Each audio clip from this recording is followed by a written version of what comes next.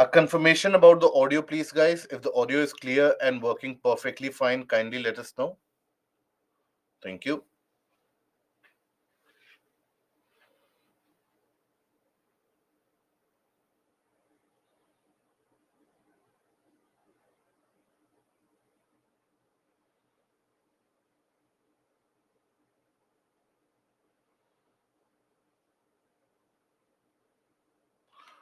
So, hello, a very warm good morning to all of you, and welcome to Baiju's Exam Prep IAS. Welcome to the portion of geography, where we shall be continuing furthermore with the aspect of the population geography. We shall be touching upon the portion of transportation, and then we shall be looking at maps. That is the details and the features across the entirety of the world. That what is it that you have to study in maps? How is it that you need to be approaching the maps? That is something that we shall be looking at today. Now, here, before we begin, I hope that the revision portion would be coming fine for all of you. And in case of any difficulty, in case of any issue, we have a separate doubt clearing session today in the evening, which you can end up joining as well. I hope that you would have sent your doubts and all the various different doubts that you have had prior to this particular announcement. Even if you have not sent it to us till now, you can still send it to us at IES Live and get your doubts resolved at that doubt clearing session. Any doubts for geography, you can get it resolved at that particular session. Okay. Now, having said that, in the previous session, we had been taking a look at the portion of the demographic transition when it comes to population. That how is it that demography transitions, in the sense that how is it that a society's composition in terms of birth rate and death rate that undergoes a change as you consider the different phases in the growth of a society. So initially, any particular region, any particular society, it is considered to be, whenever it is, let's suppose, significantly rural, significantly agrarian, there is a lack of education, there is lack of literacy, rather, there is a low level of income. So in those scenarios where the infrastructure is not perfect, the food supply is not perfect, so in all those scenarios, you come across a situation where you will find that the population growth rate is not very high, but the birth rate and the death rate both are very high, right? So each and every family will have large number of kids, and they in turn will have further more number of kids. So the population birth rate is very high, but along with that, the death rate is also going to be very high. And we have seen that how slowly and steadily, as the population, it transitions into a kind of a, let's suppose, where literacy is there, where economic prosperity is there. So in that circumstance, you'll find that the population growth simply reduces, and that is because you have lesser number of kids with each family, you have better availability of medical facilities, so people will live very long, so the death rate also reduces. So that transition that we looked at, that is what is referred to as the demographic transition. Now, after this, we come to what is referred to as population pyramid. Now, what is population pyramid?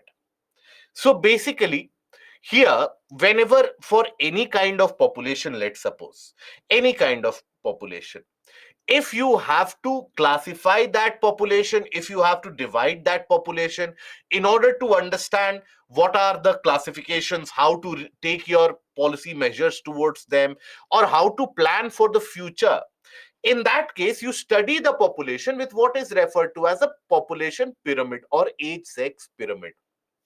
In this, for every age group, you chart out the male to female ratio, or the male population and the female population.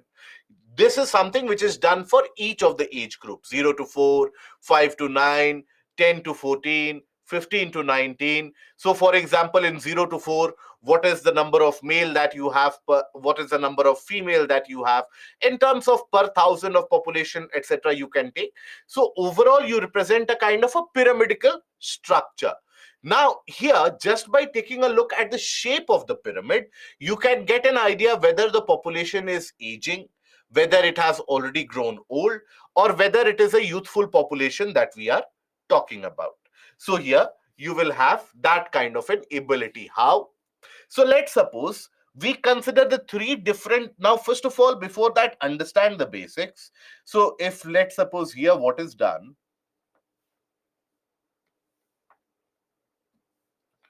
basically, you will observe that you have a set of age groups.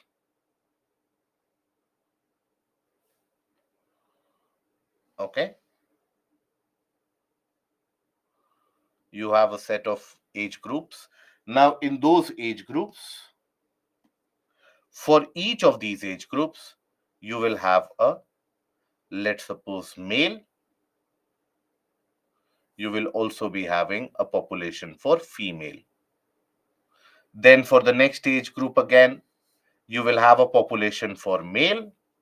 You might have a different population for female. So that is how eventually you calculate or compute it for various different age groups, and you get an idea about the population pyramid or the age sex pyramid, that you are classifying the population or demography based upon this particular qualitative factor. Now, this also helps you look at any kind of lopsiding which has happened in terms of the sex ratio, where let's suppose the female population is very less at a young age or youthful age or at an older age group. You get an idea that the sex ratio is getting lopsided in this particular age group. So, there must be certain corrective measures which need to be taken.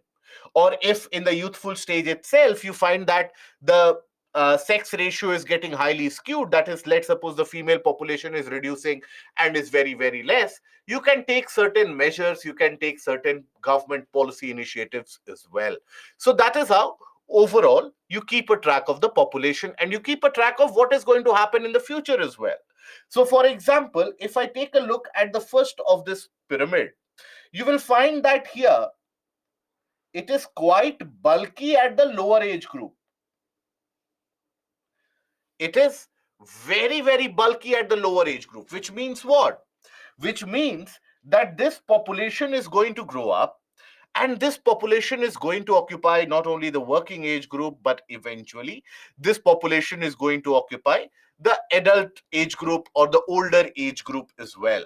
So here you get an idea that youthful population will be or in this kind of a population pyramid, which is absolutely triangular.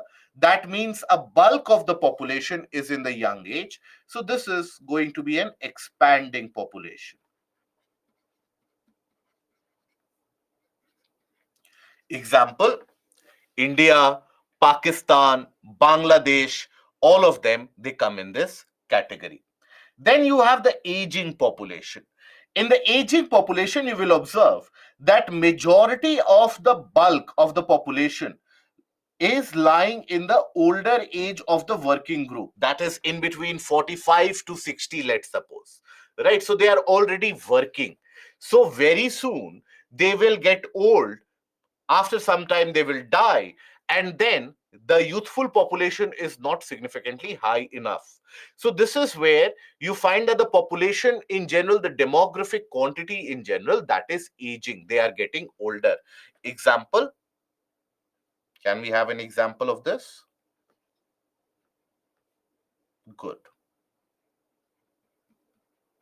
Puja. It is China. China is an example of an aging population. And then the aged population, where you will see that the bulk of the population is comprised of in the later age groups, right? In the older age groups, that is where the bulk is comprised of. So that is the aged population. Example: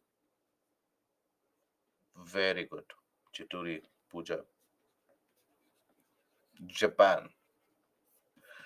Now, this helps the policymakers devise a particular plan, that what should we do going ahead, moving forward, to cater to the demands of the population. For example, China is preparing from now itself to cater for the older population that it is going to face 20 years down the line or 15 years down the line, right? When you talk about countries like India, that is why we have, it is referred to as the fact that India has got a demographic dividend. Demography is associated with the quality of the population, the qualitative distinction of the population, that is the age group.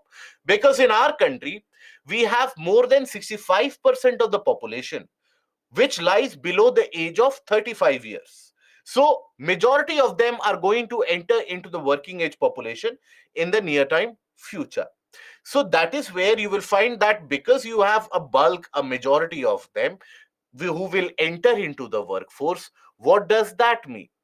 That basically means that we can have an economic benefit out of it going ahead into the future, hence the term demographic dividend. It is said that we will have the youngest or the most youthful workforce across the world, and we are going to have that advantage up till around 2038 or 2040. Okay, now after that, we come to the portion of human settlements. What do we understand by that? What do we infer by that? So, from the time that mankind started the aspect or the economic activity of agriculture, since that point of time, you will find that people started settling in various areas. They did not have to live a life of a hunter and gatherer anymore.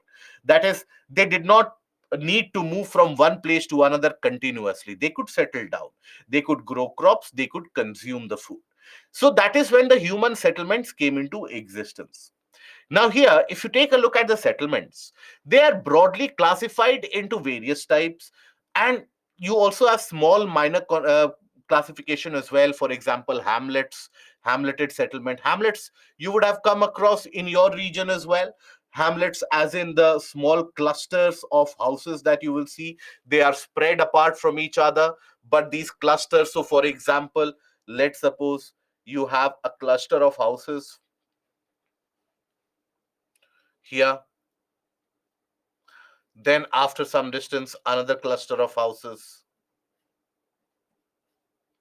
Not a single individual house, but a cluster of them in very close proximity. Then, maybe after some another distance, you have another cluster of houses. So, this is what is a hamlet of sorts, right? But broadly, if you will observe, the classification is done on the basis of compact or nucleated settlement or dispersed settlement. Now, here, the basic is very simple. When we say compact or nucleated settlement, that basically means that, for example, take a look at the image here. What you observe in the plain areas, where you will have larger chunk of the population living in a smaller space, a shared space of sorts. So in this you will find that majority of the people, they will share the resources available to them, be it drinking water supply, right, be it the fertility of the soil in the land. So there you will find that majority of the people, they will have the economic activities outside this settlement, right? So agricultural, all of them will have a similar kind of occupational trait as well. So this is a kind of a compact or nucleated settlement generally observed in the plain areas. Yes, Sakshi, correct. See, it is that kind of relationship that you are able to bring. Very nice, Sakshi. So share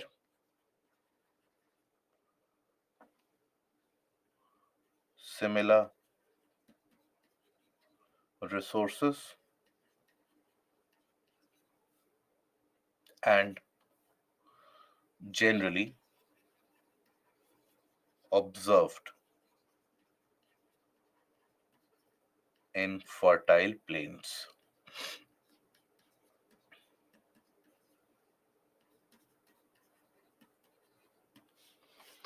Okay. In this, the resources will be shared. Inevitably, the resources will have to be shared. Whereas when we talk about dispersed settlement, there you don't necessarily need to share the resources because it is the topography, the toughness of the terrain, which induces the aspect where people don't live very close to each other. They have a certain distance. So, for example, in the plateau areas, in the hilly tracts, in the mountainous region, there generally you won't find houses being present in clusters. unless and until you are trying to create an environmental havoc. So then that can happen, or in the few of the so-called urban areas which have developed in the hill regions. So there you will find, otherwise in general, if you go out into the hills, you will find that the houses, they are very, very far away from each other. They don't share the resources. Each one of them will have their own set of or own area from where they will have access to water, own area where they will grow crops. So each and every one of them will have their own share of resources, their own form of occupation or economic activity, which they will carry out. So generally observed in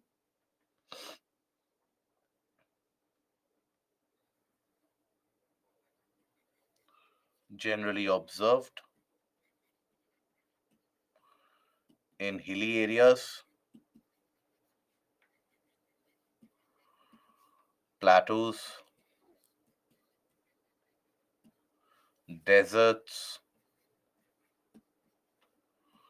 uplands, etc.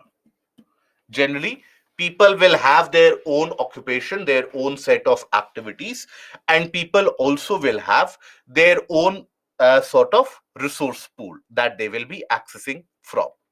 Now, when we talk about the settlements in the contemporary parlance, you will have the settlements as the rural and the urban settlement. Okay, here also I don't think you need much of a source of information that what do we understand by rural settlement. We have not seen a rural settlement at all in our life. I'm sure whenever you have visited any place around you, you would have observed some or the other rural settlement in existence. Now here, when we talk about settlements, rural settlement or urban settlement, one of the methodologies of classifying them is the absolute population. In rural areas, generally you will find lesser number of people living. Also, population density. In the sense, in the rural areas, you will end up finding that you have lesser number of people per square kilometer as compared to the urban area. So population density is going to be more in urban area. Population is also going to be more in urban area. In rural area, lesser number of people. Here, in the case of the rural area, you will find that majority of the population is involved directly or indirectly in some or the other primary activities. Generally, you will find that more than 75% of the population in the rural area, they are involved directly or indirectly into the various different primary activities.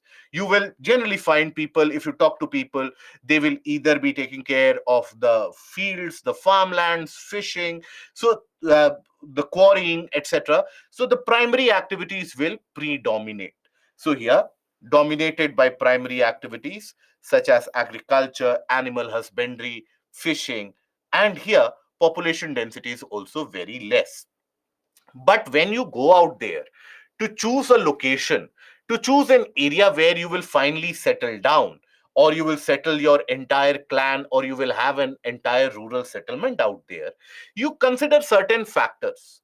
Whichever rural area would have been settled into, there would have been certain factors which would have been considered, and after that, the settlement would have happened. So, here, what are the various factors? First is water supply. Water supply needs to be there, right? Now, water supply is important for your agriculture, that is the crop cultivation, for animal husbandry, for domestic water usage as well. So, usage for important for agriculture,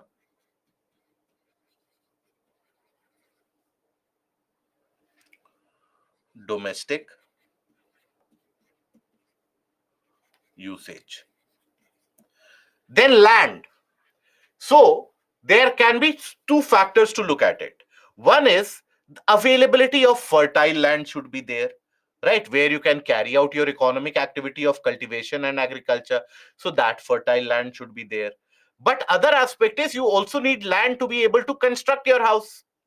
If you don't have land adequate, let's suppose it is very dense forest, you don't have an adequate land where you can construct a house, obviously settlement will not happen.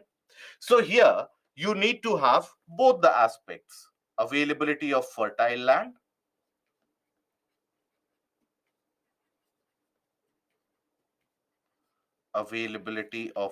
land, here,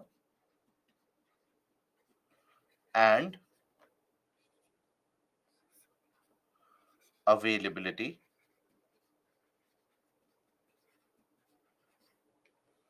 to construct houses.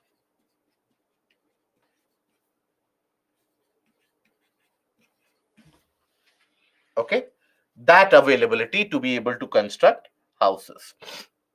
Then upland. What is an upland?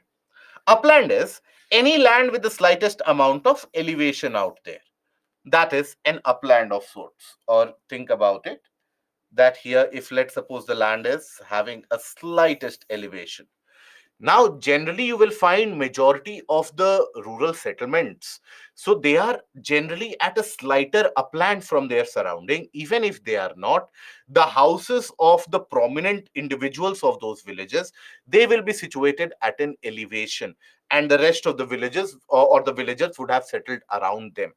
You will find that in the northern part of the country, in the southern part of the country, in the western and the eastern.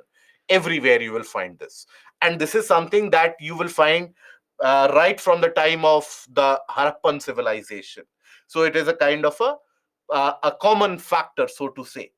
But here, why is it that people choose to live on an upland? So there are a couple of factors for this. The first factor is that if, let's suppose, you are living on an upland, you will have the natural defense against calamities such as floods, which frequent the rural areas, right? So that provides you with a kind of a protection. Good, Ramya. So here protects us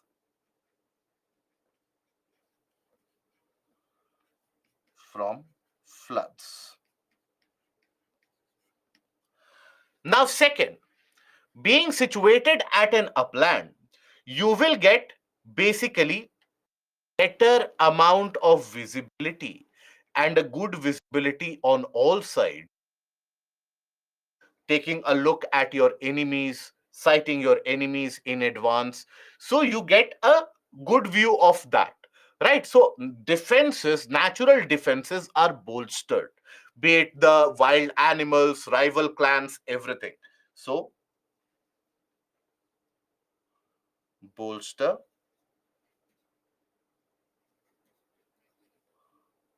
defense from wild animals,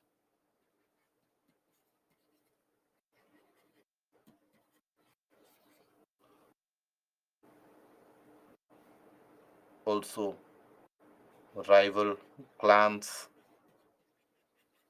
etc. Okay, so that is what you will observe in this case. Avo-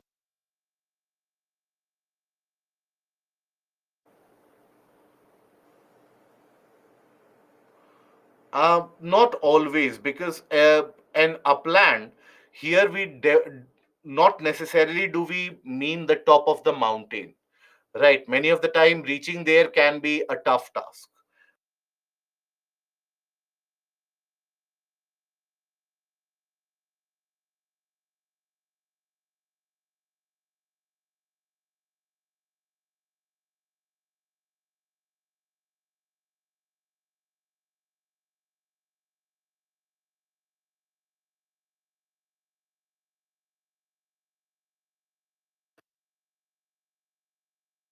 Guys, Sharika, please don't expire.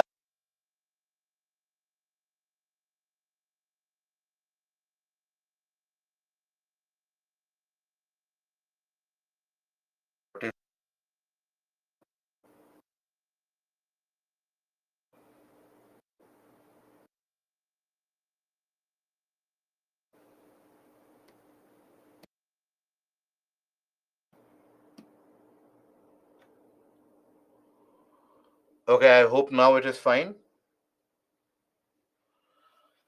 So, Sharika, your query is please don't expire the video classes immediately. How working persons will prepare? Then, what is the use of joining this course? I'll tell you the use of joining this course. Later on, I'll tell you what will happen to the classes or not. So, here, you do get the availability of all the recorded lectures in detail in the form of the tablet videos. On top of that, here you get the live classes, right? So, that is where the purpose of live class is what? The purpose of a live class is always to attend the session live. It brings about some sense of discipline, and discipline is a must. We have had this observation amongst many of you that you push forward the attending of a particular class, that okay, this is available to us and we will do it at some other point of time when the time is right. So what is happening is, overall, generally when we compare the markings, and we do compare it with the previous batch as well, with the batch before that as well, the marks attained, the number of people attempting the test, everything is declining after this process. And where, when you ask the candidates what is the reason why they have not given the test or why they have performed poorly in test, there is always that kind of a explanation that we will do it sometime else when there is recording which is available. So that is where, in order to bring discipline back, that is where we had tried that you attend the live session whenever possible, weekend, morning, evening, you attend it live whenever it is being held. That is the purpose of a live class. Purpose of a live class is not for recordings, because recordings are available in your tablets as well, isn't it? So that was the purpose behind it. Having said that, we have allowed the presence of the recordings of the lectures as well, because over a period of time we have realized that we cannot inculcate discipline amongst you. It is your own inner will and your own inner desire and discipline which will bring that discipline. Otherwise, it is of no point. Where someone induces that discipline, forces you to study, there is no point for that, and you're mature adults. So we have provided that recordings, and that won't be deleted. So it is up to you whenever you watch it. Okay.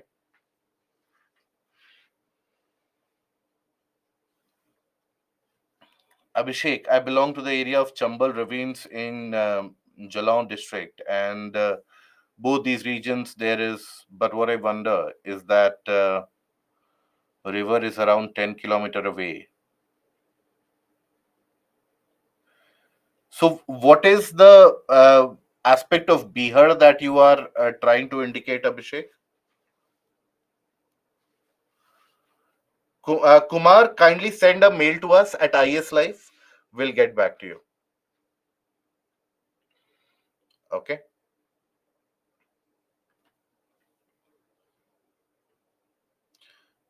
And so these Bihar that you see, that, so I hope you are referring to the older floodplains. The floodplains, that is where you have the older alluvium. So that can lie 10 kilometers away from the river as well.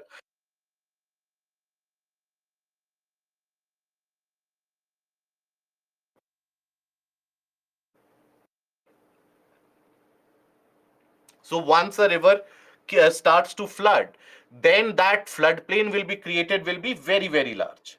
Okay. So basically, that floodplain which is created will not always be restricted to the main river itself. It can end up extending many kilometers away from the river, 10 kilometer, 15, 20 kilometers, so on. Is there any issue with the video now? Okay, just a moment.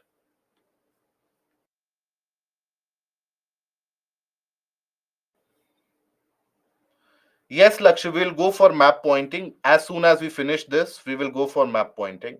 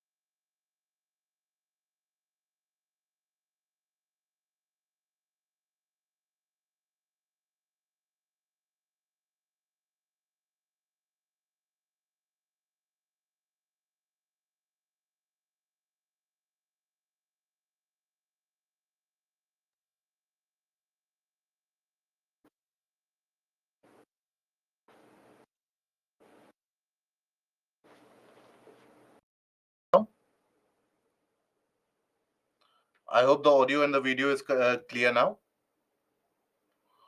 Okay, perfect. So now we come to the portion of urban settlement. So when we talk about rural settlements, there we have seen that the population is less, the density of population is also lesser. And here, typically in the rural areas, people carry out one form of activity, that is primary activity in predominance. When we talk about urban settlements, so these are the areas where you will find that predominantly the occupation which is carried out is either secondary, tertiary in nature. Okay, nowadays you have the aspect or the scope of quaternary, quinary, etc., but generally you will find that majority of the population, they are going to be involved in secondary or tertiary activities. Now here, that is the occupation here in predominance is secondary and tertiary activities. Then, here you will also come across the fact that basically you will find that the population is also very large. In comparison, the density is also very high. So density, generally you have the classification in different countries being different, that after what particular population will you consider this to be an urban settlement, etc. So you have classification. For example, in United States, if you have more than 2500 people living in an area, you refer to it as the kind of an urban settlement. In India, if you have more than 5000 people living, you consider it as an urban settlement. If you have more than 30,000 people living in an area in Japan, that will be considered to be an urban settlement.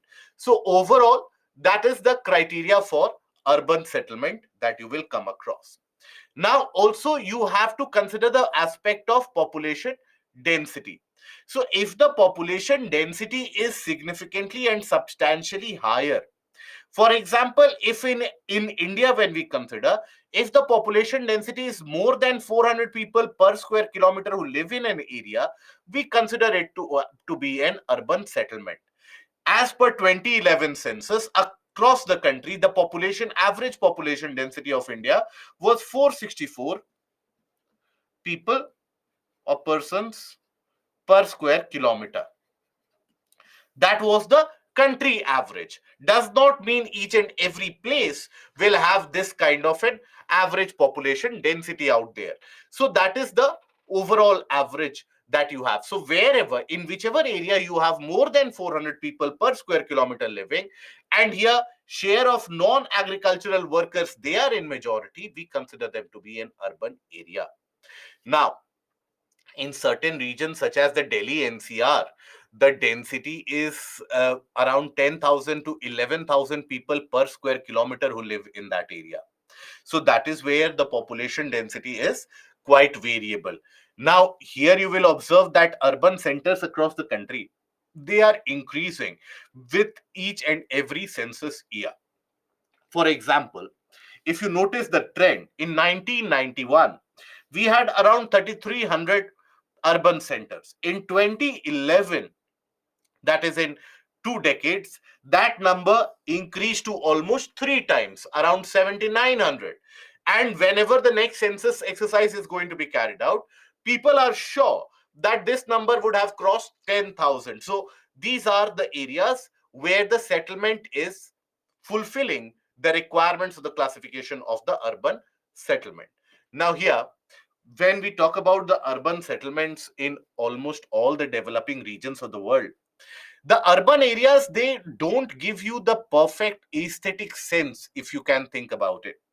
The urban areas will always give you an appearance of something which is very clustered, something which is very dirty, where there is immense amount of tension out there in the sense of push and pulls, right? So there are certain problems with the urban areas that you will find in commonality across the developing parts of the world, and in our country across various different urban centers as well. So, shortage of housing, growth of slums that you observe.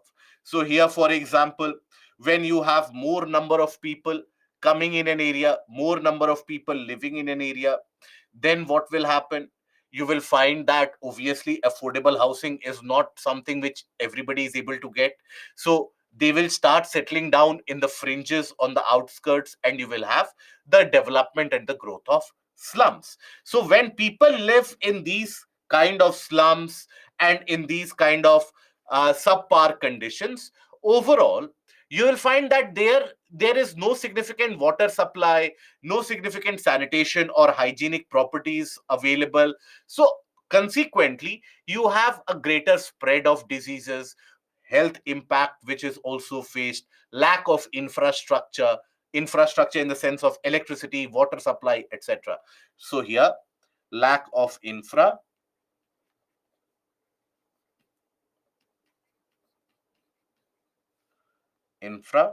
Then after that, to add on to that, not necessarily linked with infra itself, but poor conditions here, water, electricity, of sanitation, health. And you will observe that pollution is also caused. Generally, the slums, you will observe, they start settling down around the river floodplains. Wherever you have a river and the availability of floodplains, the slums, they start developing there. Why? Because there the land is mostly unclaimed, so people find it easy to settle down. Also, the land is very fertile there, so automatically you can have some recourse to some or the other kind of agricultural activity as well. So because of these factors, generally you will find people settling across the floodplains of the rivers in the major cities. And it is in these floodplains where they encounter the seasonal rise and the floodings, and their settlement also causes changes into the river structure many of the times. Then economic problems also. So in the urban areas, you have more number of people applying for lesser number of jobs. So there is an oversupply of labor. Now, oversupply of labor means what? If let's suppose for this job, I have five different applicants out there. Maybe if I select one of them, I'll have to, let's assume, pay that person 10,000. But if that for the same job, I have 10,000 applicants out there. So even if I give them 2,000 rupees, there will still be 1,000 people ready to work for me. So when you have oversupply of labor, overall, the payment, the wage, that comes down. So here, lower income level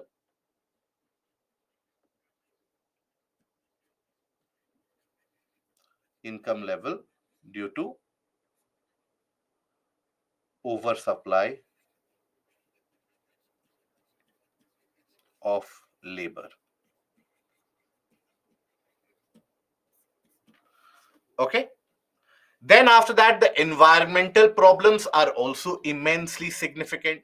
When we talk about environmental problems, here you will observe that when we talk about, let's suppose, pollution, air pollution, noise pollution, water pollution, land pollution, all the various forms of pollution, the creation of an urban heat island is also observed. So these are the various issues. So you have the different types of pollution. Then urban heat island is created. Then after that, you also have issues of urban floods, which are getting much more predominant and much more common nowadays. Right? So that is what is happening here. So these are the problems of urban settlements faced in developing nations. Now, this is a kind of a question that oftentimes is asked in the mains examination, that what are the problems in the urban areas? Where is it that the urban areas need to improve? So for this, again, I would reiterate, please don't restrict yourself to any book out there. When you read the newspaper, or much better, when you roam around in your city, I'm sure you would have encountered 15 different more types of problems, but think about what can be done as a solution. The solution that you provide should not be that the government should take care of it. That should not be the level of thinking that you develop. So think about a solution. For example, let's suppose in your area there is a frequent blockage of the drains and around the slums, and also creates a significant amount of nuisance. Diseases are spread from that. So what can be the solution? Clearing of those drains, in the sense preparing them before the rainy season, ensuring proper solid waste disposal. So these can be the methodologies that you can always end up providing as a way out, as a solution. Okay. Now, the timing of the class is from 7 to 10. So we will have the timing up till 10.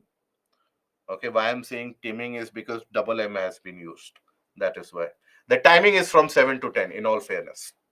Now we come to the portion of transport. Now, transport here, this from this also, whenever the questions are going to be asked, it is purely dependent on the portion of current affairs only, nothing else. Okay, so driven, the questions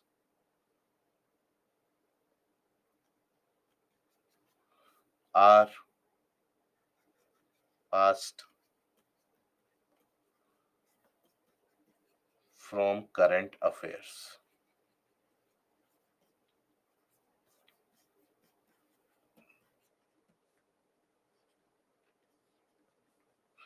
Okay. Now, but broadly, we'll have an overview about it, even though I'm sure that all of us, by this point of time in our lives, we know what is railways, what is roadways, what is a national highway, what is a kind of a waterway. I hope we know this. So, very broadly, we will have an overview of that, and then we will go over to the portion of mapping. So, here, when we talk about transportation, first of all, transportation will include the medium or the mode of movement, right? So it will include the vehicles, it would include the transport arteries. For example, when you talk about the expressways, when you talk about the railway lines, so these form the transport arteries, and the organization which maintains them, that is, suppose Indian Railways, NHAI. So all of them will be included here. Arteries refer to arteries through which you will have the transportation done. Arteries and veins, I hope you have studied that in our body we have the arteries and the veins. The arteries, they carry the oxygenated blood to the various cells, so they are very important. So that is where the arteries, they facilitate the movement. So the roads that you have, they are the ones on which the vehicles will move. The railway lines that you have, on which the trains will move. So that is the transportation arteries that you have. Okay, so railway lines,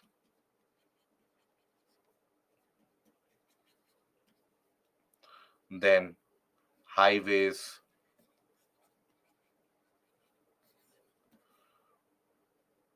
river waterways.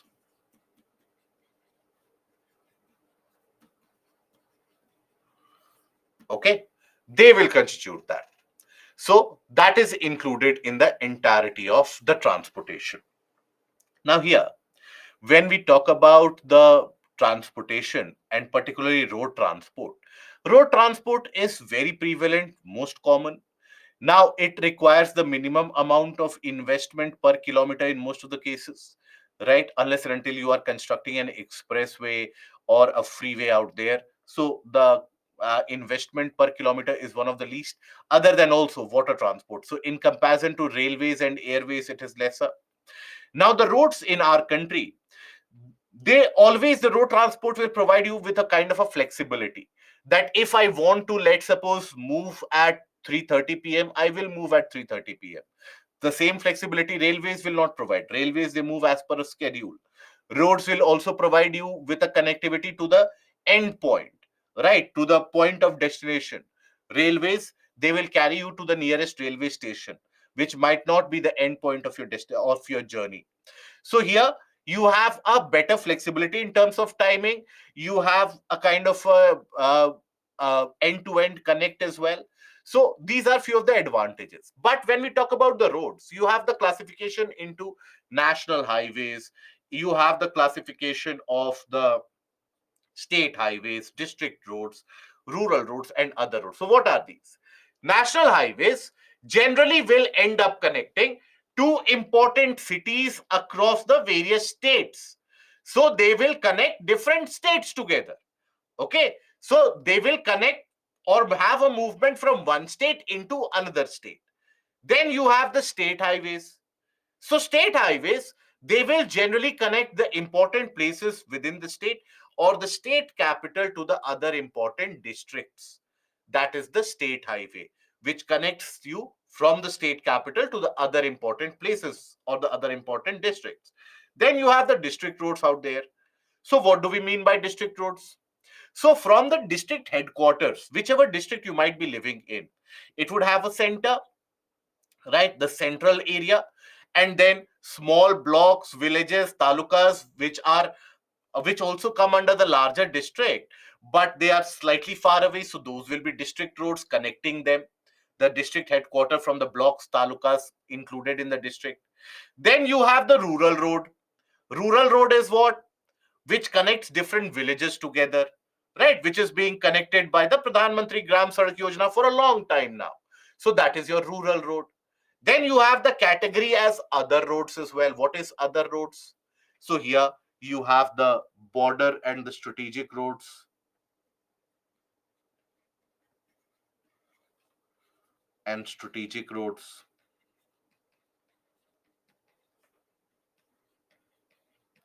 You also have international highways,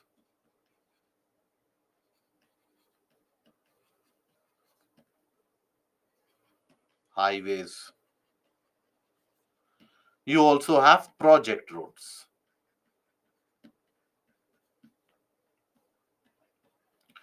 Now, while border and strategic roads you would have understood constructed across the border of the country by BRO and such other organizations, international highways, for example, Indo Myanmar Thailand highway, which is being planned and constructed. What do we mean by project roads? So, for example, let's suppose you have a settlement somewhere here, and near your settlement, let's suppose there is a kind of a special project which is coming up. So there needs to be a thermal power plant, any kind of project, any kind of industry which is being set up.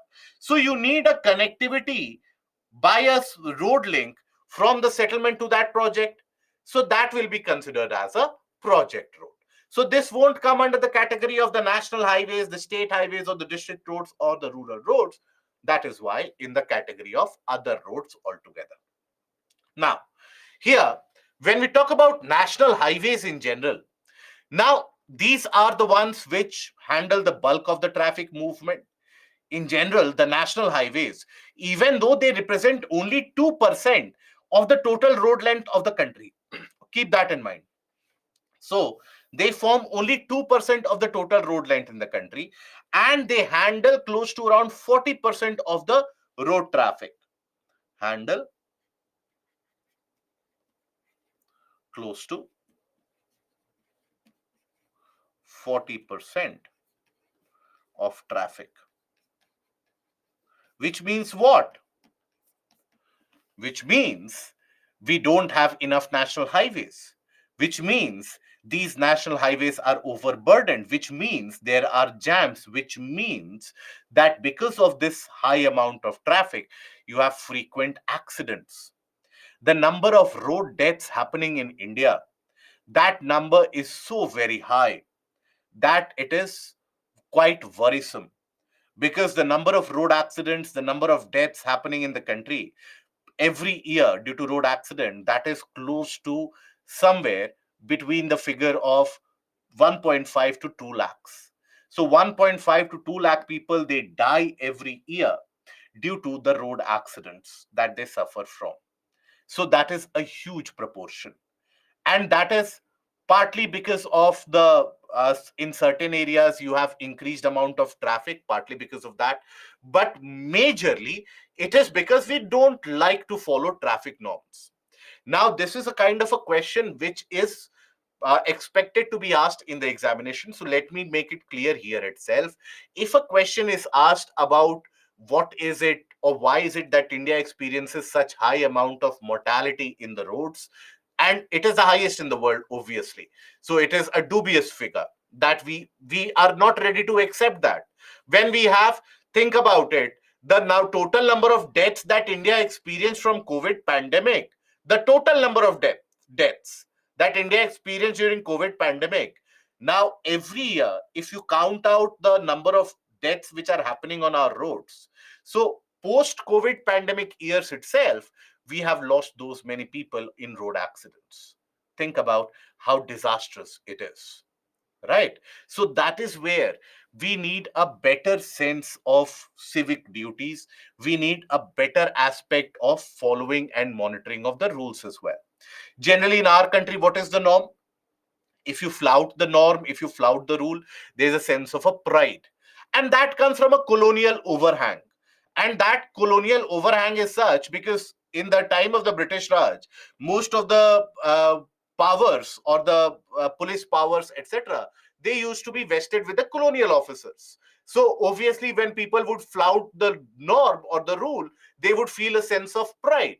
So, but sadly, that continues even today, where you see a police, and if you break the norm there, there is a kind of a flaunting which happens. So naturally the road accidents are not going to reduce unless and until we follow the traffic norms.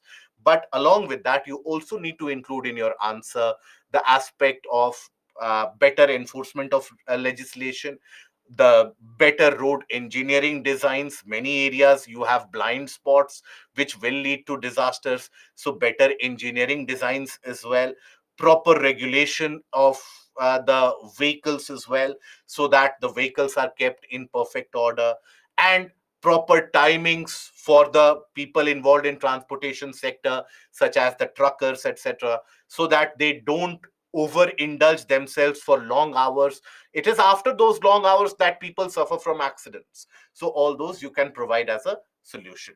Now, when we talk about the rail transport, so rail transport had been brought into India by the Britishers way back in 1853, when you observed the first railway line to be linked between Bombay and Thane. It was Boribandar and Thane. It was for the transportation of the goods initially, but slowly and steadily that progressed into the hinterlands, and slowly and steadily people movement was also facilitated. Now we have one of the largest rail networks across the world. Having said that, another reality is that up till the 80s, and listen to this carefully so that you get an idea about the pace of development. Up till the 80s, India had much larger network as compared to China. Now from 90s up till now, China has not only increased the amount of rail network, it has further laid down 10,000 kilometer of only high speed rail network. Think about the other networks also. So, in a way, for a very long period of time, through the mid 70s, through the 80s, and to significant portion of the 90s as well, our infrastructural growth was not as much as was desired. It was there. We had the devising of the Golden Quadrilateral by the late 1990s or early 2000s, but then for a long period of time, it was heavily ignored, due to which, if the infrastructure is not there, industrialization will also suffer significantly. Now, here, when we talk about rail transport, so in India, the railways, they operate in three distinct gauges. You have the broad gauge, in which, now, what are these gauges? So, when you observe the railway line, I'm sure something that you would have drawn in your childhood days endless amount of times. So, you draw a railway line somewhat like this, these being the railway sleepers. Obviously you'll be able to draw much better than this. So the distance between the railway lines, that is what is the gauge parameter. So if it is a broad gauge, the distance between the railway lines is 1.67 meter. If it is a meter gauge, then the distance is 1 meter, hence the name meter gauge. If it is a narrow gauge, then the distance is 0.76 to 0.61 meter. Initially, when the railways were introduced as a system, everything moved only on the narrow gauge. That was the only available technology. Slowly, with the advancement of technology, it was realized that if the railway lines are placed slightly further apart, that will increase the distance between the wheels, that will allow us to have larger wheels as well, and that means we can move at greater speed for longer distance. And also larger wheelbase means we will be able to hold more amount of weight, so more passengers can travel. Then came the meter gauge. And then after that, again, it was realized that if we further increase the distance ever so slightly, that is when you will have a better speed, better efficiency, etc. And that is when the broad gauge system came in. Okay, so as of now we have all the three systems which are present, but this brings about inefficiency because a narrow gauge train set won't be able to operate on a meter gauge, and vice versa, or either in the broad gauge they won't be able to interoperate, so their operation is quite restricted out there. That is why in the early 90s the government had initiated a project which was referred to as Project Unigauge. The aim of the project was to bring together, or the various different types of railway lines that you have them all on the same configuration, so that all of them are of the same broad gauge, so that there can be interoperability. This was a project which was initiated in the 90s. Now, you would be very happy to know that this is a project which is still continuing. Still, we have the meter and narrow gauge which is available, and it is expected that by the year 2025, that is the end date which is given, when we will be able to accomplish the target set by Project Unigauge. Now, when we talk about water transport out there, now broad gauge railway, Charan, whichever railway line that you see nowadays, that will be broad gauge. Okay, meter gauge you will be able to observe in few of the areas. For example, in Madhya Pradesh, you have, right, in certain areas. So in the older regions where still not much amount of modification of the track has happened, there only you will be narrow gauge. You will be able to find in the hilly tracts. For example, you have the toy trains which move, and these toy trains they move around Shimla, Darjeeling, Uti, then even Mathiran around Mumbai. So all these are your narrow gauges. Okay, but the normal railway lines that you see, these are the broad gauge.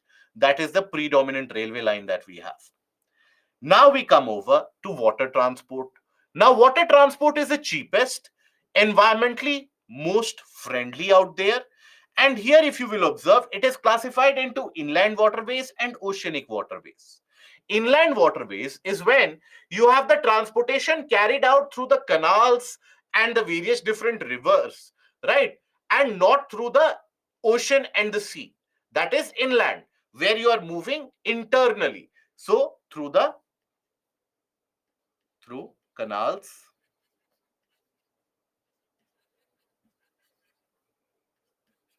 rivers, and streams. These mostly will cater to the internal trade and the internal economy. When we talk about our inland navigation, so in total, across the entirety of the country, we have close to around a distance of 14,500 kilometers amongst these rivers, which are navigable, in the sense where you can move with the boat, where you have the river very turbulent, where you have a lot of various ups and downs, rocky bottoms in the case of the rivers. Obviously, you won't be able to move with the boat. So the navigable stretch is around 14,500, which is significant. But still, our share in terms of the trade that we carry out by water, that is not significant. Majority of our transportation is still restricted to the uneconomic method of road transportation. So earlier we had the six national waterways. For a long period of time, we had the presence of six national waterways. This has been increased. Now we have more than 100 national waterways. All of them you don't need to learn, you don't need to remember, but you need to be aware of the top 4 to 5 of these national waterways.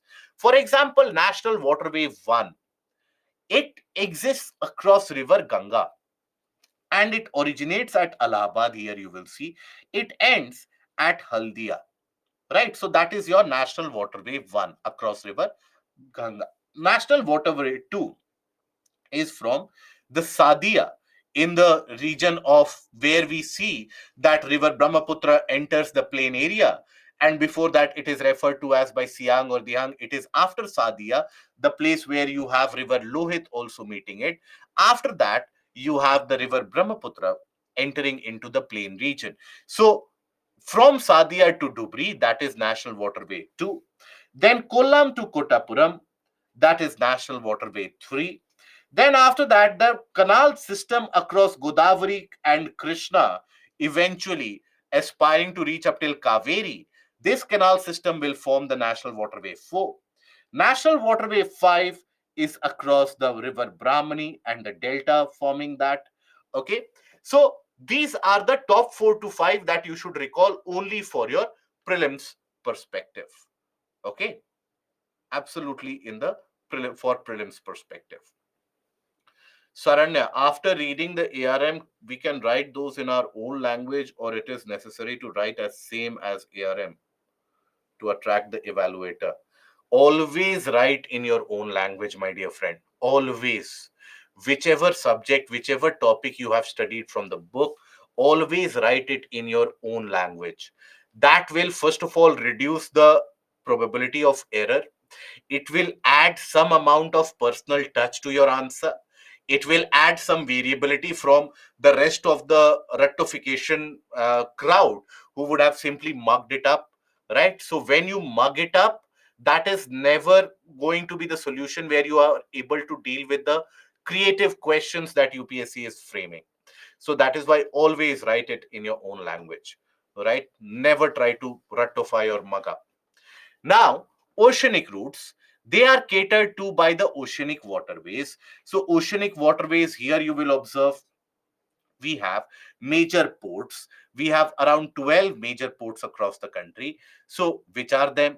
So, here the ports, major ports is again something that you can learn. This is as a part of mapping exercise itself.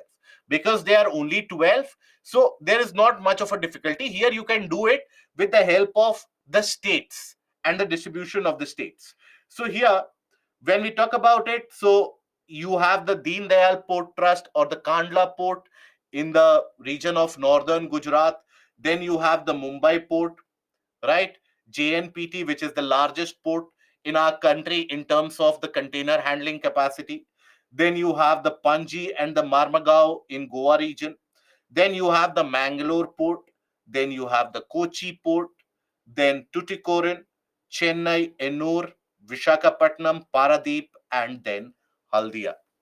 Okay. So this is basically about the aspect of these ports and their distribution. Okay. So this helps us in oceanic trade. Okay. Now, that is the aspect. So, Pavitra, at what time doubt session will start? At 5 p.m. 5 to 8:30. Okay. Rana, uh, Rana, do one thing. Send me a reminder today. I'll take a look into it. I'll take it on priority. Don't worry. Okay. Now, the advantages of the water transport overall. So, what are the advantages? First of all, you have the significant scope in terms of the movement capability. Not much is utilized by the waterways.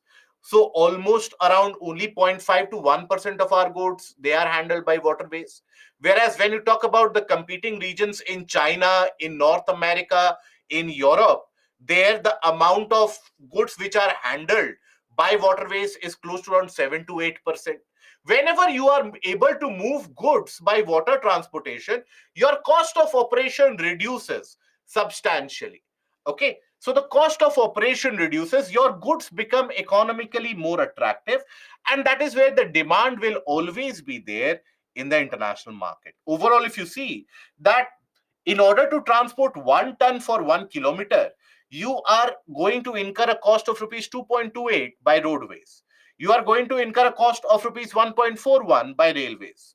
But by waterways, you will incur a cost of only rupees 1.2 in general. So it is the cheapest. And also, in 1 liter of fuel, you can move 105 tons in water as compared to only 24 tons by road. So almost four and a half times. So it is economically cheaper, it is environmentally friendlier, it is also going to further enhance the connectivity in the interior areas as well, and allows you to trade in bulk. So that is why water transport is always advisable. There are significant benefits associated. Now, here, will you take session? Abhishek, today we have a doubt session, 5 to 8:30.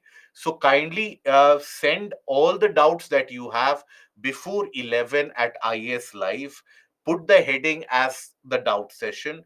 I have already received few of the doubts by, for example, Ashay, etc. So I have received few of the doubts. So there, just send your doubts and we'll take it up in the evening. Okay.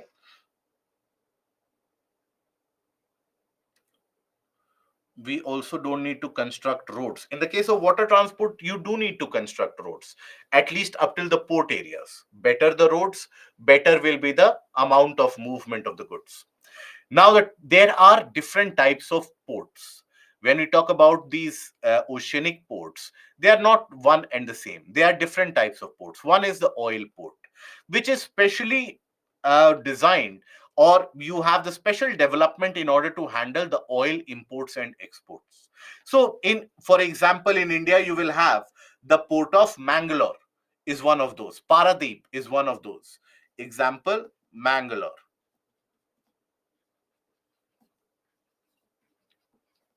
Right. So, for example, if you have the port like this, or the coast, here you have, let's suppose, land, here you have the sea, this is the port area in general.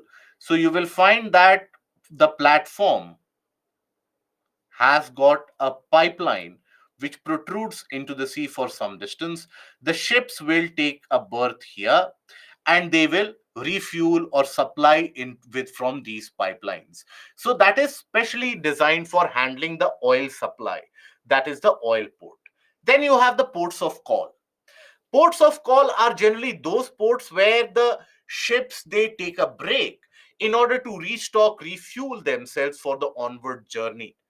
Right. Sometimes ports of call are also those ports which give you access to a larger area. But generally, in common parlance, those ports where the ships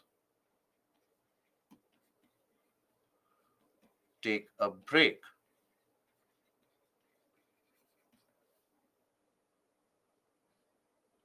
in order to restock and refuel for onward journey.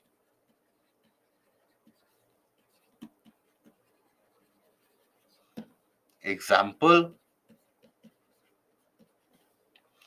you have Colombo port.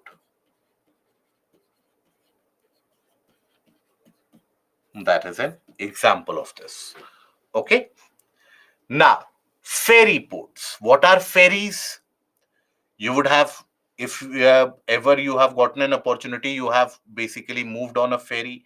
These are the boats where you will observe that the speed is very less, large boats where sometimes you will see people riding with their vehicles also.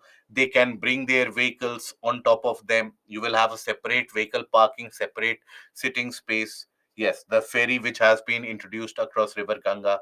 So ferry ports are the ones where the movement is for a very short distance, for a very short distance, right? So generally men, material, and also vehicles, they are transported from one end to the other. So that is a ferry port. So if, let's suppose, we have a land here as well, so from one point to the other, you will have the movement happening with the help of a ferry. So that is a ferry port. Then you have, so movement of men,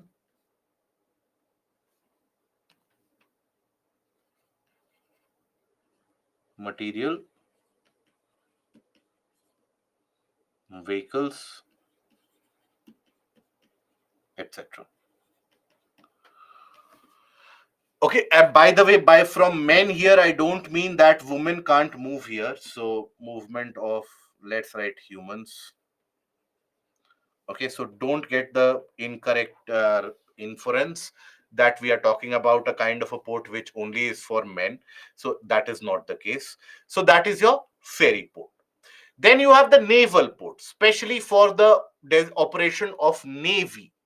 Right. So in India, for example, you have the Karwar port on the western coast. That is purely for the naval operation. That is where the Western Naval Command is situated. But you have certain ports such as Vishakhapatnam, such as Cochin, which takes care of the dual duties and dual purpose, even for civilian, even for the naval purposes. So here, example,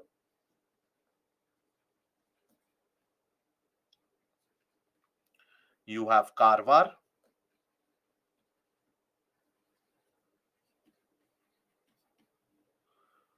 Cochin, Vishakhapatnam.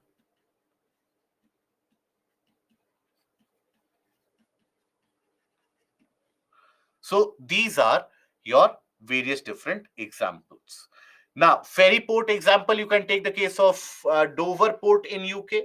So where famously lot of ferries they move, they carry you across the English Channel into the region of France through Port of Calais. So that is where you have the example of Dover port. So that is amongst the larger. Yes, amongst the smaller one, you will have many of these examples in India as well. Majuli Island ferries are also there. Ferry ports are there across Andaman Islands as well. So you can give example of any of these. Okay. Now we come over to the portion of maps. Before that, we take a break, and we take a break of around 10-12 minutes. And after that, we come back and we continue with the portion of the maps. We start with each of the continents first, and then we will come to India. So before that, we take a break of 15 minutes, and then we'll be back.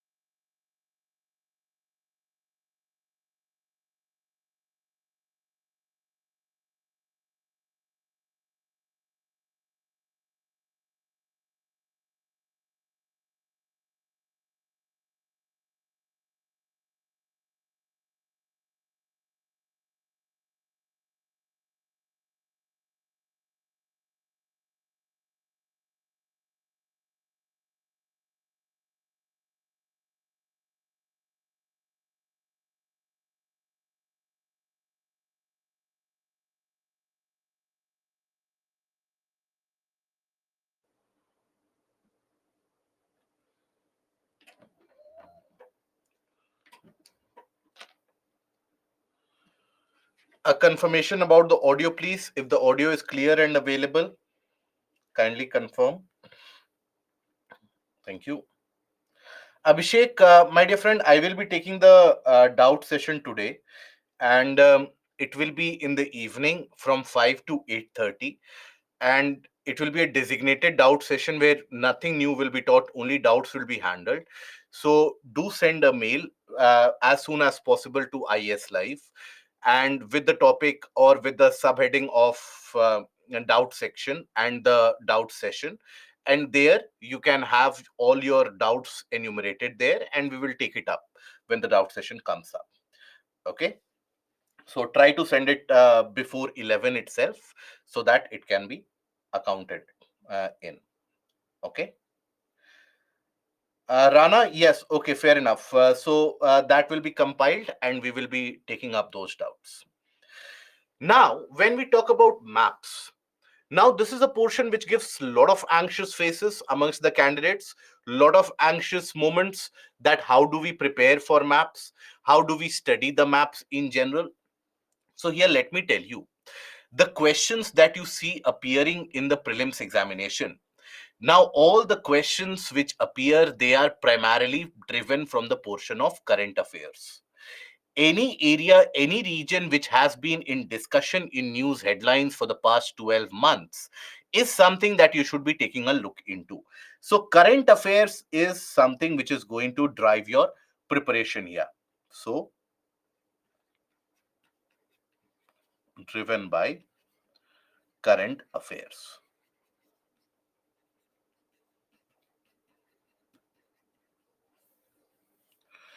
So here, first of all, when we take a look at the map, so broadly we will be first of all analyzing the world map, the mineral distribution, resource distribution, etc., the physical classification of the world, and then eventually after that we shall be taking a look at the Indian map as well. Here, rather than giving you the pointers that learn this, learn that, I shall be trying to inculcate a kind of an approach mechanism where once you are aware that how to approach the map, that is where the hesitations do happen. When we take a look at the map, we are not sure what to look into, what are the areas that we basically have to account for. So that is where majority of the problems happen. So we will take a look at how to approach and which areas to focus upon when we are taking a look at the map. Having said that, when you are reading the newspaper or listening to any newspaper analysis, now any new place which has been in discussion, take a look at that in the atlas immediately. For example, this year, UPSC had asked a question about the bordering areas of Ukraine. Right. So Russia Ukraine war has been in discussion.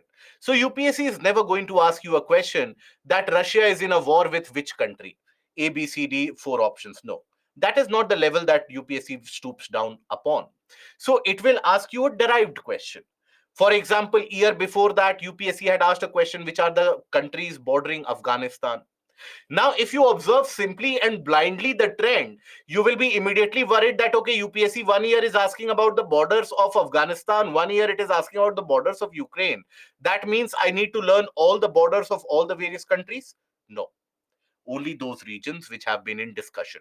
UPSC had also asked this year about where is it that the region of Nagorno-Karabakh is situated. Now, Nagorno-Karabakh is a disputed territory between Armenia and Azerbaijan. Now, the war between Armenia and Azerbaijan has been prolonged for almost 2 years now. So, that is where Nagorno Karabakh as a question came over. So, if you are well versed with the portion of current affairs, you'll be able to tackle map without any issue at all. Having said that, overall, how you should approach map is, first of all, you should take a look at the broader physical map. Physical map.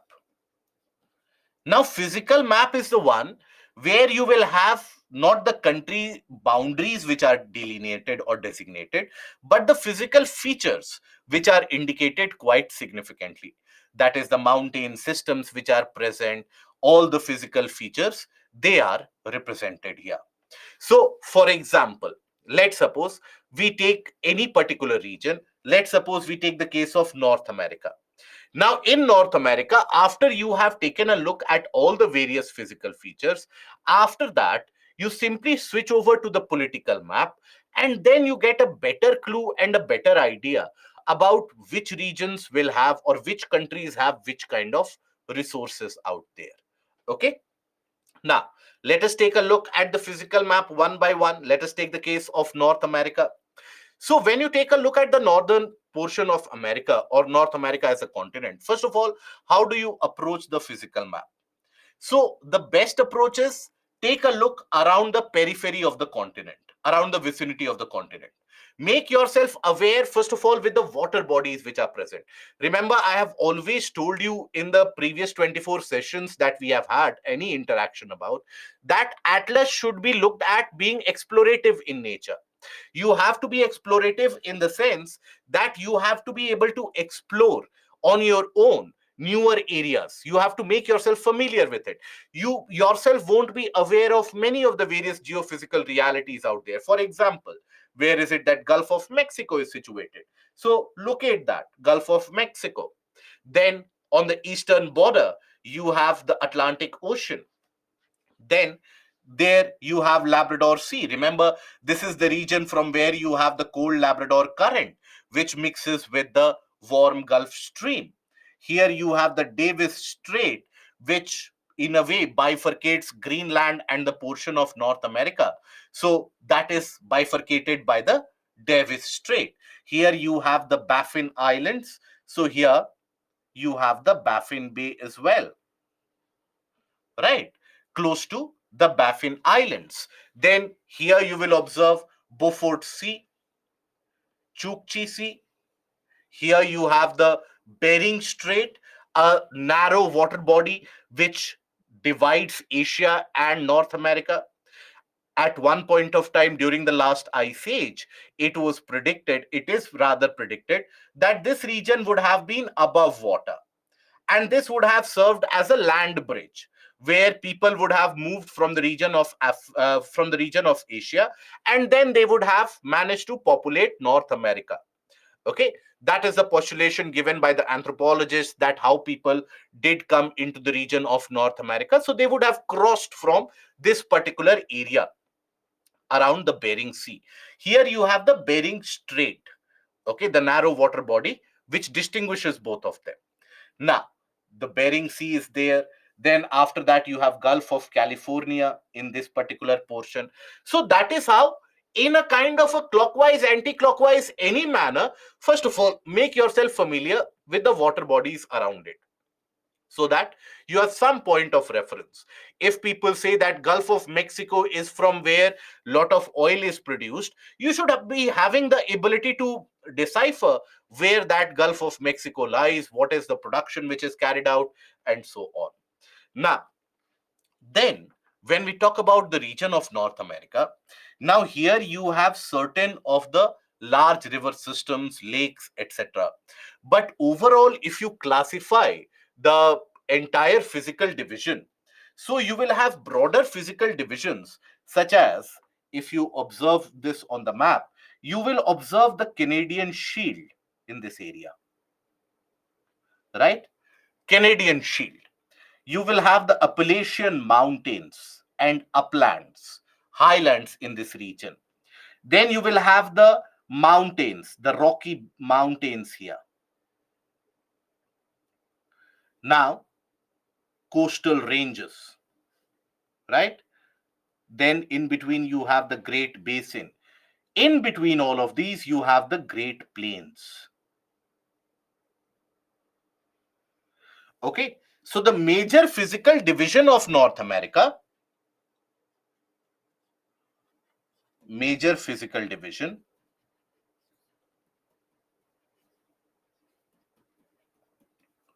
will be what? Will be Canadian Shield.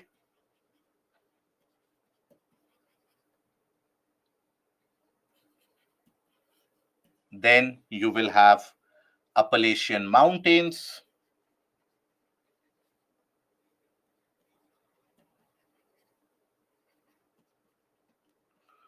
uplands, Great Plains,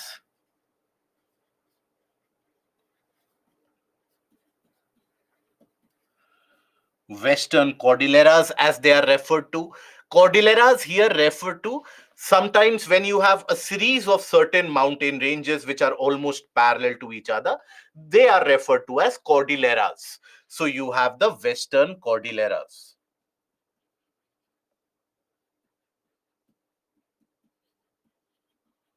Includes Rockies,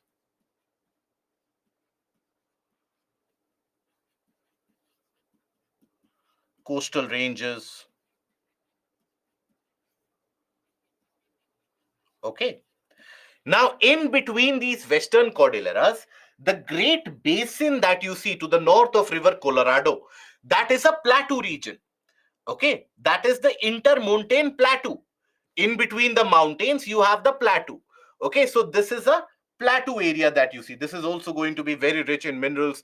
And in the region of the Great Basin, you will find mostly inland form of drainage which is available. Okay, so all the various types of inland drainage that you have seen, so that will be available in Great Basin. Why? Because on both sides you have the mountainous region, so water will originate from both sides, will end up draining into them, hence the name Great Basin. Okay, so Great Basin,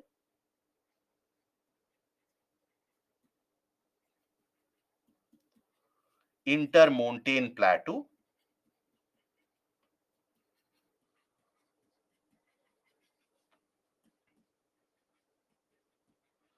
and significant amount of inland drainage.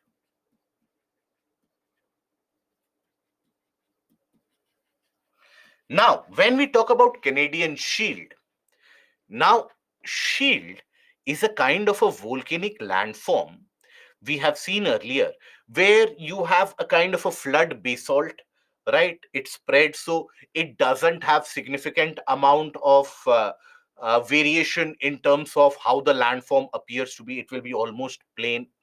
Now, this is a region very rich in minerals.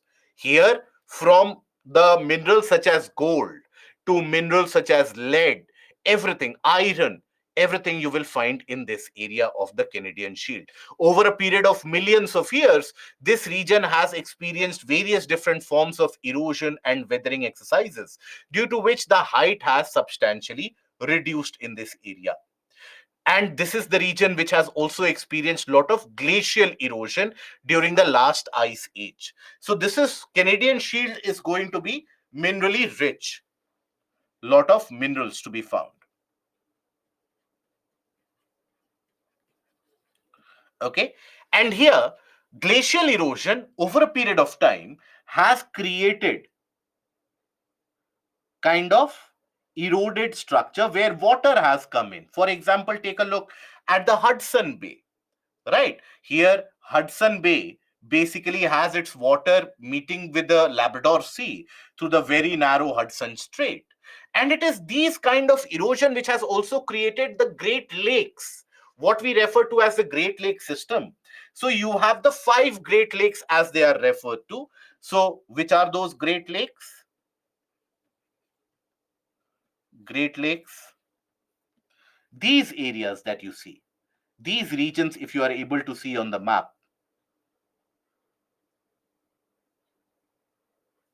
right? So, which are those Great Lakes? You have Lake Huron, Lake Superior. Okay, good. Then Lake Huron, Lake Michigan,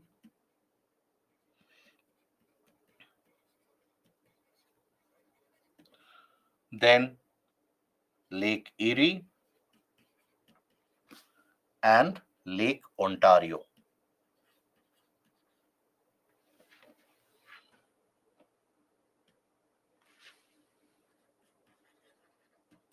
It is in between Erie and Ontario, the Lake Erie and Lake Ontario, that you observe the very famous Niagara Falls.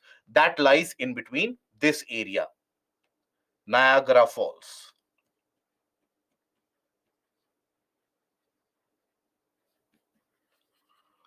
Niagara Falls is famous for being very distinctly wide out there. Okay. Is Hudson Bay created due to glacial erosion? Yes. That is the during the last ice age, when you had the glacial activity happening in this area, substantial portions were eroded. Now, when we talk about the Appalachian Mountains and the upland region, now here generally the height of the mountain right now is around 1000 to 2000 meters in certain cases, but that is it. But at one point of time, these used to be amongst the tallest mountains of the world. Appalachians, as we have studied during the continental drift, were created much before the Atlantic Ocean was created at a period when North America was colliding with Europe. Now, here, the process of carbonification was initiated close to around 350 million years back.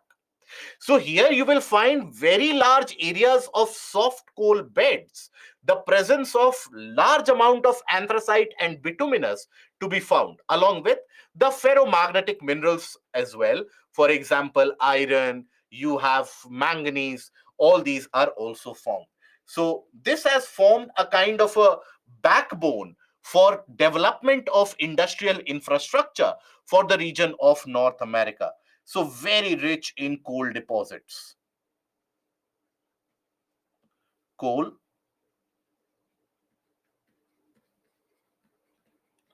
anthracite, and bituminous of a good grade. Okay. Also iron,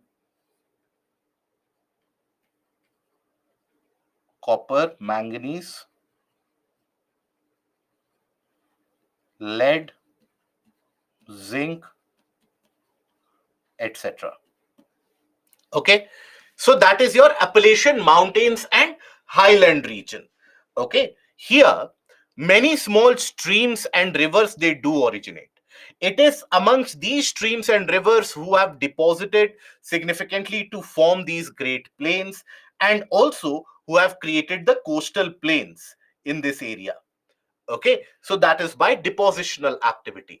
In the entirety of the upland area, you also have the Ozark Plateau, which lies at the foothills of the Appalachians. That is why it is also referred to as a kind of a Piedmont Plateau. Okay, it is referred to as a Piedmont. Piedmont refers to something on the foothills, something beneath the mountains. So Ozark Plateau is the Piedmont Plateau.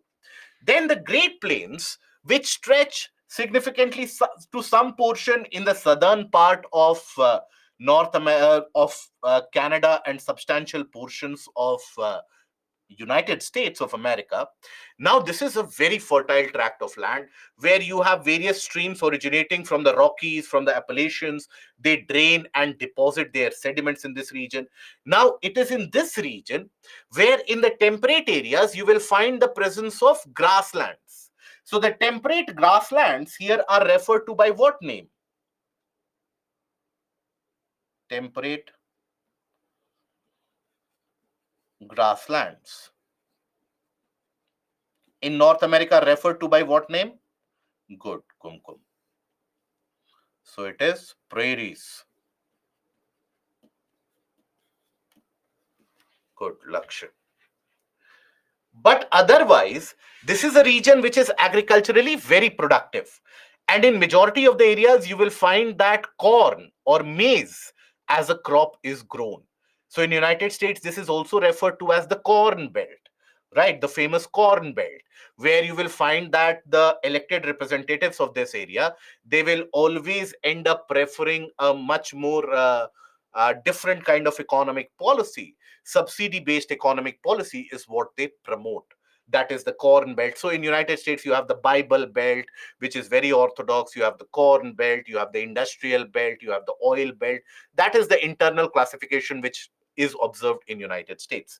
Nonetheless, here the region of Gulf of Mexico, along with the region around the Rockies as well, in many of the portions, it is in this area that lot of mineral oil, that is crude oil, is to be found. So it is in this area where you will find lot of crude oil deposits out there. Now, this is drained by the North American continent, is drained by some of the major rivers. So if you talk about the major rivers here, major rivers, you have St. Lawrence, which forms for a substantial portion the border between US and Canada. Then you have Mississippi.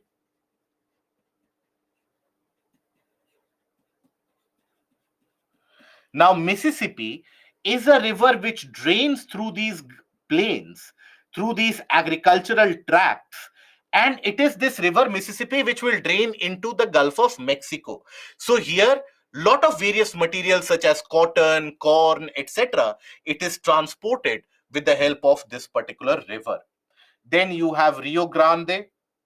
It is here. Rio Grande is here. It also ends up forming a border between United States and Mexico out there. Okay.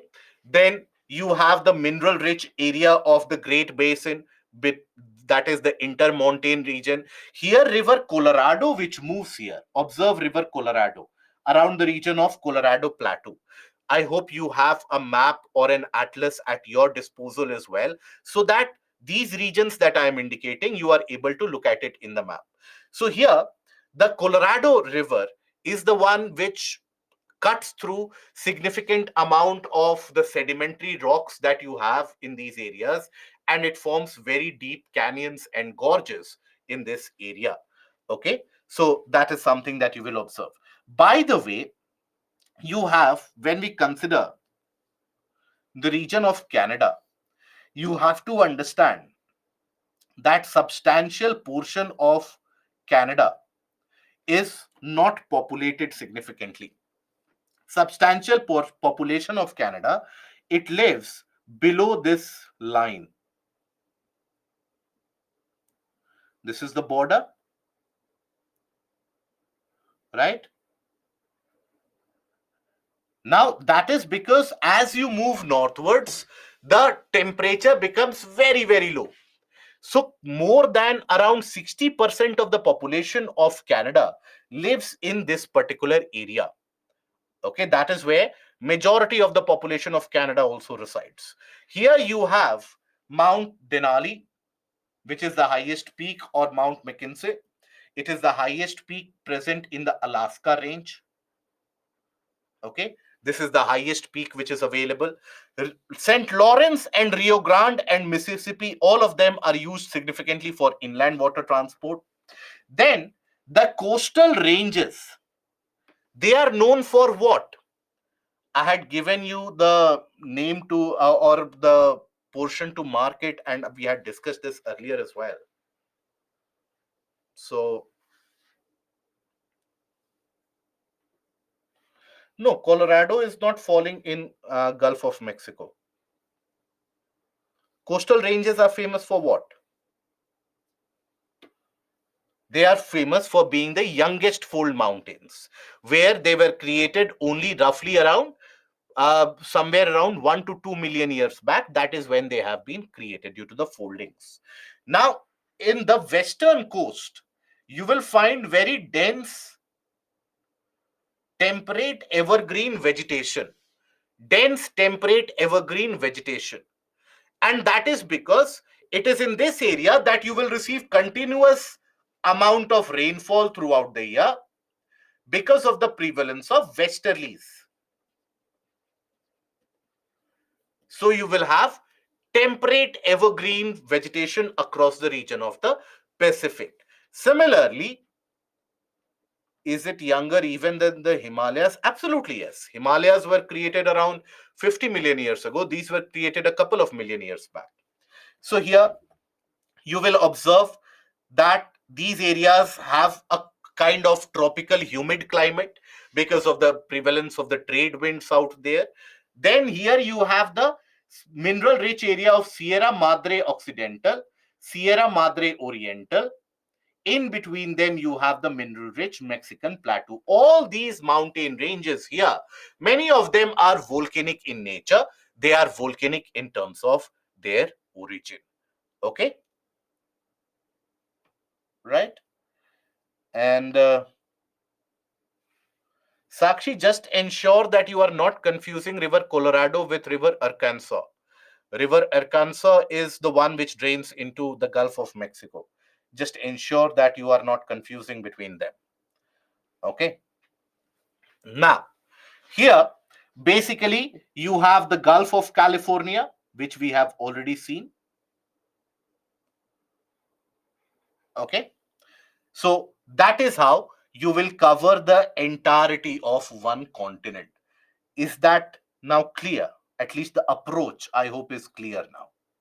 So that you can have some idea about if any region is talked about. So, for example, here you will observe you have the Yucatan Peninsula,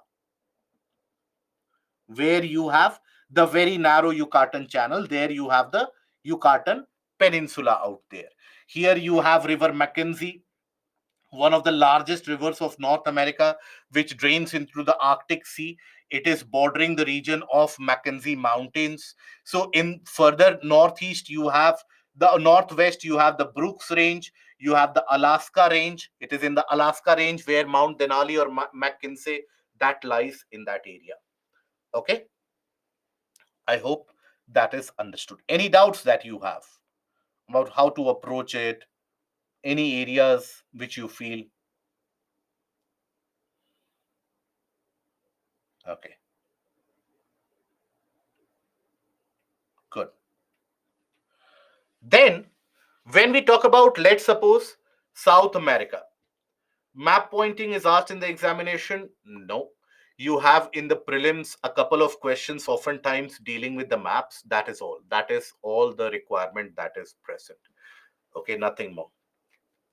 So when we talk about South America, again follow the similar approach where you start with the vicinity. So you have the Falkland Islands very close to the southern tip, right? Then here you will have the region of Atlantic Ocean. Then furthermore, you have the Pacific Ocean on the west. Now here, if you observe the entirety of the region of South America, so in the western part, you have the presence of the fold mountain system in the form of Andes, right? Fold mountain system in the form of Andes. Now, here you have a plateau region in this area around Bolivia, that is the western portion of Bolivia, northern parts of Argentina. That plateau region is known by what name? What is the name of that plateau? So we have not done any kind of revision in the process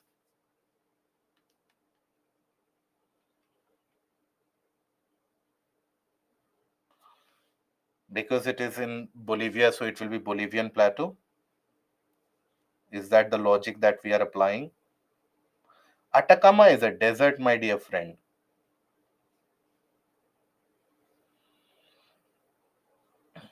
Okay. It is what is referred to as by altiplano.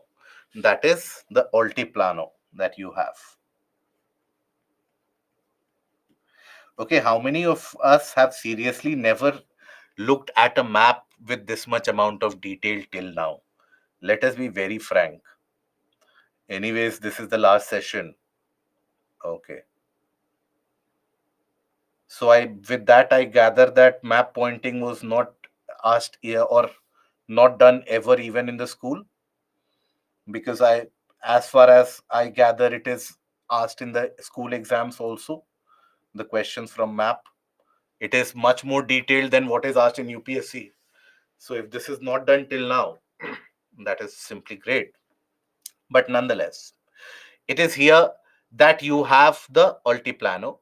In this region, you also have one of the large lakes, that is Lake Titicaca, that is present in this area here. Observe the atlas around you. Observe the atlas. Okay. Here you will find Mount Aconcagua, which is the highest peak of South America. Mount Aconcagua is there. Okay. Now, in this region across the river Amazon, so the major rivers in terms of South America, when we talk about the major rivers, you have, which are the major rivers here?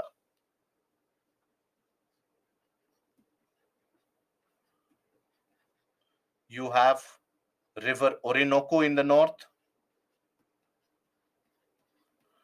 river Amazon,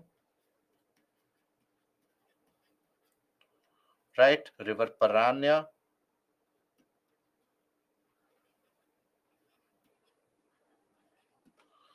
These are the major rivers out there. You have the small ones like river Paraguay, etc. Those are the smaller ones. Okay. So Orinoco is the one which flows in this area. Okay, Amazon is the one which moves through the central portion in Brazil. Now here you have substantial amount of rainforest, tropical rainforest, which are also referred to by the name selvas.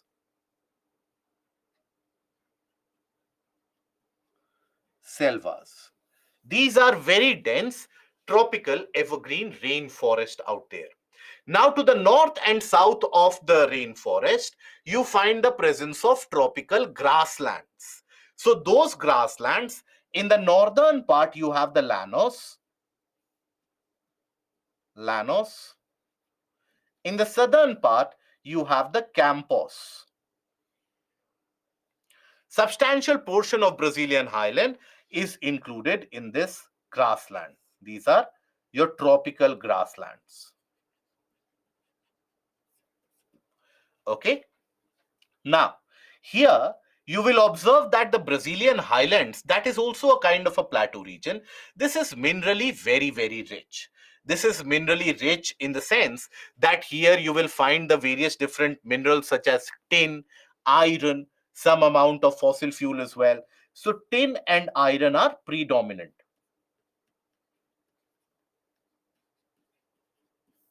Very predominant in the Brazilian highland.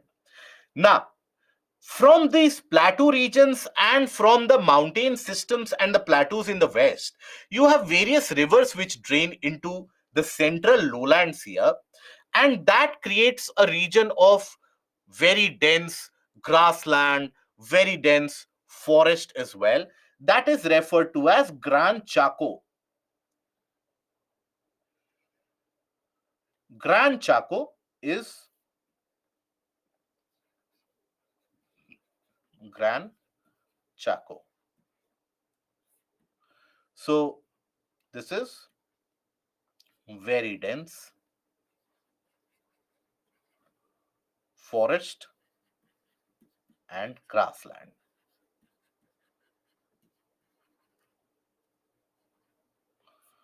Okay, various different small streams also drain into this area. Now, this region between Bolivia, Chile, and Argentina, these three regions, that is what is minerally very rich in terms of the critical minerals out there. And that is why this is also what is referred to as very good lithium triangle. So, this is what is lithium triangle.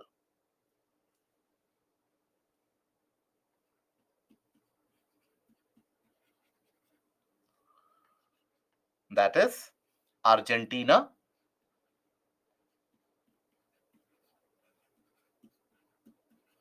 Bolivia,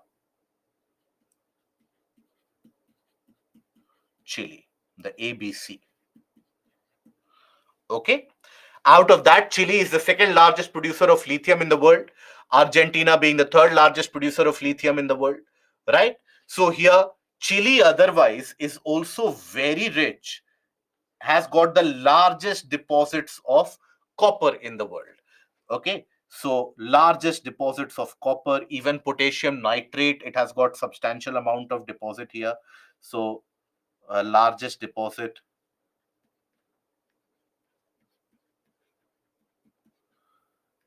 of copper. Other than that, in from this area, you have lithium, right? You have potassium nitrate, which is also present in substantial quantities. Then you have sodium. All of these, they are present in very large amounts. And that is something which is present in Argentina as well. Now, There you have on the east of it, the lowlands, they have significant amount of aeolian deposits or deposits carried out by the wind. And the wind action in this region is so very strong that it has degraded and reduced the height of significant amount of the mountain regions that you find in this area. So here you will also find the plateaus in the form of Patagonia plateau. That is also to be found here. So you have the Patagonia plateau present here.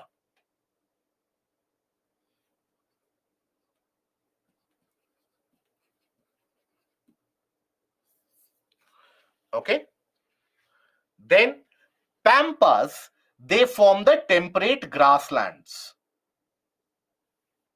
They are your temperate grasslands.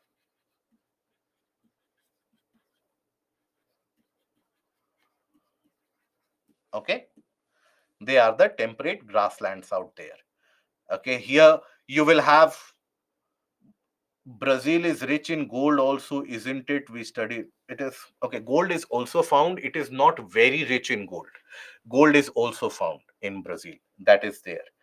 Okay, so other than tin, lead, zinc, gold is iron is also there. So other than that, gold is also there. Some amount of mineral oil is also to be found. But mineral oil typically is abundant in the region around Venezuela, rich in crude oil. Crude oil. In North America that we studied about, in these areas and also across the Rockies in certain regions, shale gas and also the petroleum is found in significant proportion there also. Okay, so United States of America in itself is the second largest producer of shale gas in the world, third largest producer of shale oil in the world as well. So their shale gas and shale oil is also to be found in substantial quantity. Here across the slopes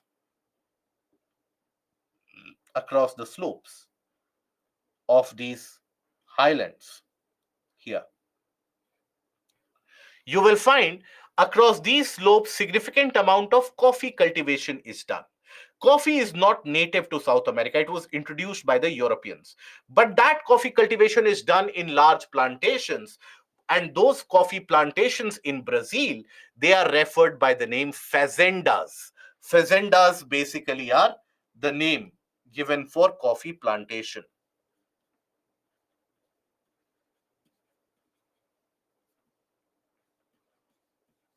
Coffee plantations in Brazil.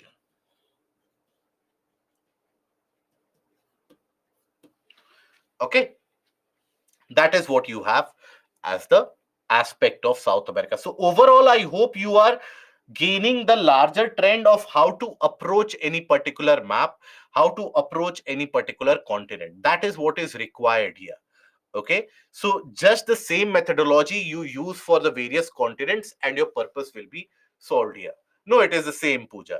Why Gran Chaco is dense? Because you have the temperate conditions, availability of rainfall, and very fertile land as well. Land, fertile soil conditions created due to deposition from the smaller streams. Now we come to the portion of Europe. Now, Europe is separated from the region of Asia by the presence of the Ural Mountains and by the presence of the Caucasus Mountains. That is what separates Europe from Asia. Now, here you will find that you have various different types of peninsula. For example, you have the Italian peninsula here. You have the Iberian Peninsula. This is the Iberian Peninsula, right? Here you have the eventually the region of the Balkans as well. Here you have the Scandinavian peninsula in certain extent. You have the Kola Peninsula. So that is why Europe oftentimes is also referred to as the land of peninsula. Now in this area, you will observe various different types of mountains. For example, you have the Pyrenees here. Pyrenees. Okay. Alps. which are the fold mountains.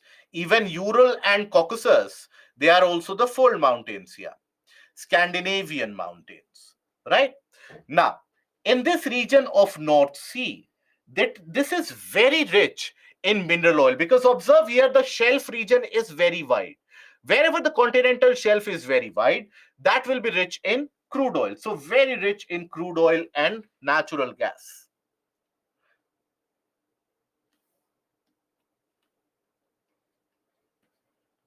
Crude oil and natural gas. Okay. Here also observe the water bodies. You have Gulf of Bothnia in between Sweden and Finland. You have the Baltic Sea. The Baltic nations are the ones which surround the Baltic Sea. So famously, the countries which are referred to as Baltic states or the Baltic countries are what? They are Estonia, Latvia, and Lithuania.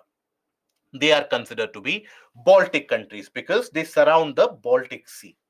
Here you have the Norwegian Sea, after the name of which you have the very famous Norwegian warm current which drains into this area. Now, in the region of Europe, you have many large rivers out there. So, major rivers, if you talk about it, major rivers, you have River Rhine, which is very important, which has been very important. So, where is River Rhine? This is where the Rhine Valley exists. Now, River Rhine eventually drains into the region of North Sea. And this is the river. Across the upper course of the river is where you have the Ruhr Valley of Germany, which is very minerally rich in terms of coal and iron deposits. And this also right now serves significantly in terms of inland water transport as well. So that is where Rhine comes in. Then you have Dnieper, Danube, Dniester, right? Now Danube, Dnieper, Dniester, they drain where? They drain into the Black Sea. Then you have river Volga. Volga drains where? Into the Caspian Sea. So that is the distinguishing factor. Now, the Western European portion, this particular portion in general, has been substantially rich in coal and iron deposits. And that has formed the basis for the development of this area, industrial development. Now, to the east of it, you have the low-lying northern European plains. In many areas, the elevation is below the sea level, right? So these are the low-lying flattish plain region, very rich in terms of agricultural output, very rich in agricultural output out there. So these are one of the largest wheat producing areas across the world. So that is where Russia, Ukraine also come in. These are one of the largest wheat producers of the world out there. Okay, so that is about how you cover the portion of Europe. Okay, any doubts that prevail? No. Good. So then we come across to the region of Africa. So when we talk about Africa, so in Africa, you have the vast desert to the north, which is referred to as the Sahara Desert. Now, further to the north of the Sahara, around the region of Libya, Algeria, even Nigeria to the south of it, these are rich in oil deposits. So here, first of all, the oil, that is the most important factor nowadays everywhere. So if you take a look at oil, so Algeria, Nigeria, Libya, even some regions of Egypt as well. There also you will find the oil to be present. Amongst the large and the main rivers, you have the river Nile, river Niger. These are the major rivers out there. So rivers, you have river Nile, Niger, River Congo. These are your major rivers out there. So you have the entirety of the desert region, that is the Sahara Desert. Okay. Now, to the south of it, you have the grasslands, few of the grasses which start coming in before transitioning into the dense rainforest of the Congo Basin. So, this is a transition region which is also referred to as the Sahel region. Sahel region is the transition area from the desert and in between the forested landscape. Now, here you have the mineral rich region that you observe. So, in these areas across the western coastline, these are also minerally rich in terms of gold and diamond deposits. That is also to be found here. Now, here you have the Ethiopian highlands, which are not only very, very old, but which have also gone through multiple phases of uplift and subsidence. Now, here across the Ethiopian highland, observe this kind of a contour. Observe this contour. This basically indicates the existence of a kind of a fault line, which has now created Red Sea, which has also created Gulf of Aden. At one point of time, this land was together. But this fault line further extends, and you have the Great African Rift Valley in existence. It is across the Rift Valley where you have various different types of large lakes as well. For example, Lake Victoria, one of the origin points of River Nile, that is Lake Victoria. Then you have Lake Tanganyika. It is across these rift valleys where you have the highest peak of Africa, that is Mount Kilimanjaro, that is also situated in this region itself. So this is the Rift Valley which extends. Here you have Lake Tanganyika, Lake Victoria. Here you have the Mount Kilimanjaro, which is the tallest peak out there. Okay, volcanic in origin, obviously. Now, then on the coastal area, you have the Namib Desert, created due to the very cold Beniguela current. In South America, you have the Atacama Desert. Then you have the Kalahari Desert here. Right. Now, it is the Katanga Plateau, which is minerally very, very rich. Again, copper, lead, zinc, iron. Name a mineral, you find it here. Okay, very rich in mineral deposits out there. Then you have the region around Drakensberg and South America, where you have the Kap Wal Craton. So Kap Wal Craton, just like you have the Bastar Craton, Bundelkhand Craton, Chota Nagpur Craton, similarly Kap Wal Craton, which is also close to around 2.5 billion years old. This is the region excessively rich in gold and diamond deposits. That is South America, very rich in gold and diamond deposits.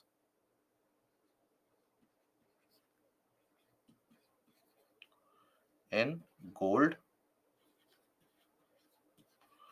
and diamond.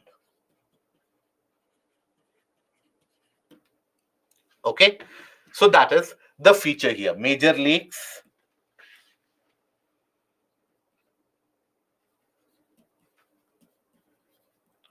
So you have Lake Victoria, from which River Nile originates, then Lake Tanganyika,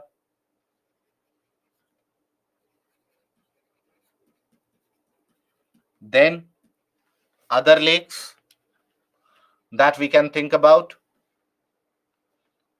This is one of those, Lake Volta.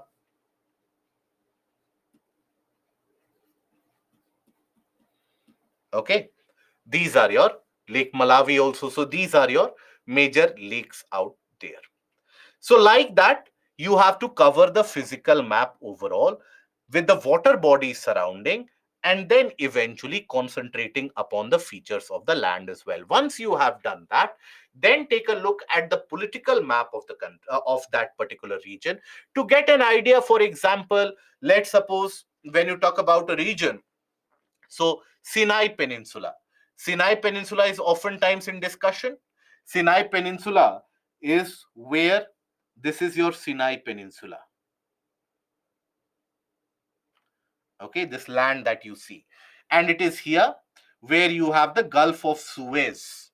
So this is Sinai Peninsula forms the connectivity landmass between Asia and Africa. Asia and Africa are connected with each other by the Sinai Peninsula. We have constructed a Suez Canal in this region to facilitate the movement of traffic. Now here you have another strait, that is Bab al-Mandeb. Bab al Mandeb is a strait near the coastline of Djibouti. Djibouti is where you will find majority of the countries such as United States, France, China, all of them trying to open up their military bases there because they want to control the strait of Bab al Mandeb. Now here you will observe the Red Sea, significantly high in salinity because of very high amount of temperature, higher rate of evaporation, and Gulf of Aden on one side. So Bab al Mandeb will connect Red Sea with Gulf of Aden. Another strait in this region is Strait of Hormuz. This is where you have the very important port city of Bandar Abbas in Iran. The largest port in Iran, one of the most important ports in Iran, is the Bandar Abbas port. So that Bandar Abbas port is situated at the Strait of Hormuz. So Strait of Hormuz will connect Persian Gulf with the Gulf of Oman. Okay, that is the connectivity which is provided. Now, then take a look in the political map of the various different other countries as well, their borders as well.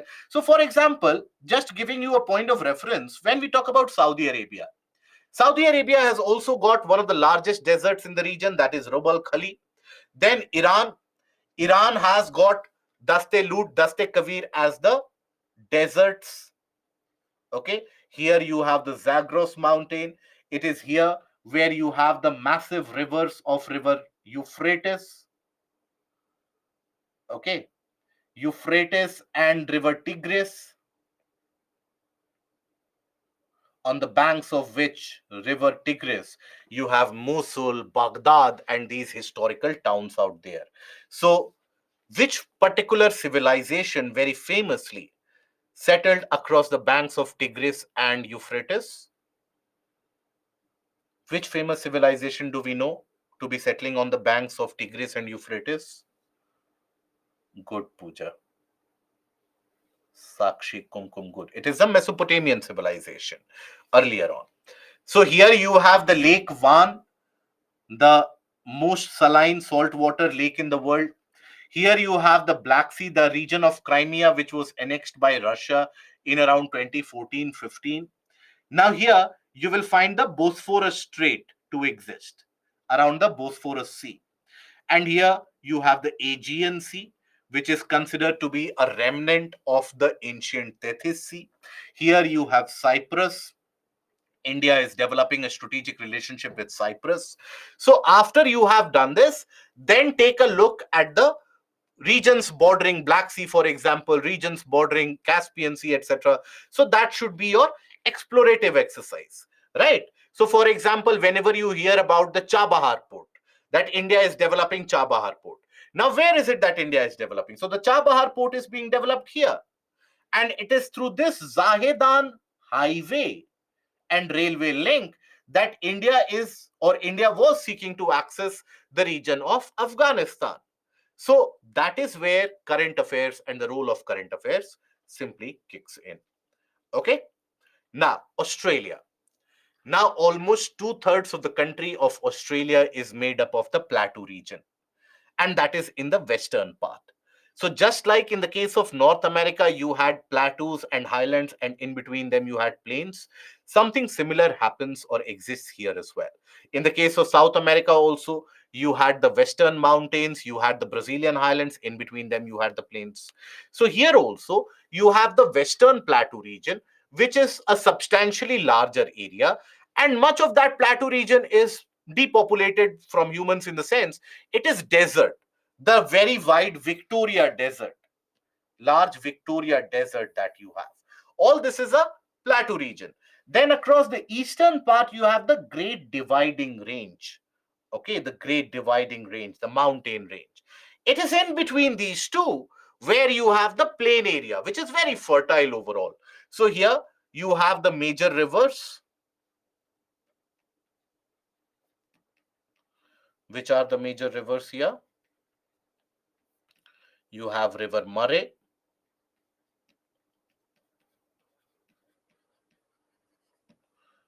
River Darling, what is also referred to as the Murray Darling Basin, very fertile agriculturally. Here you will find that you have Lake Eyre North, Lake Eyre South. Now these lakes, they lie below the sea level. And during the monsoon season, they grow with the substantial amount of water being drained into this area. They can grow 2 to 3 times their own size during the monsoon season. So that is why they are very important. Now here you will find a lot of small water bodies in the surrounding areas.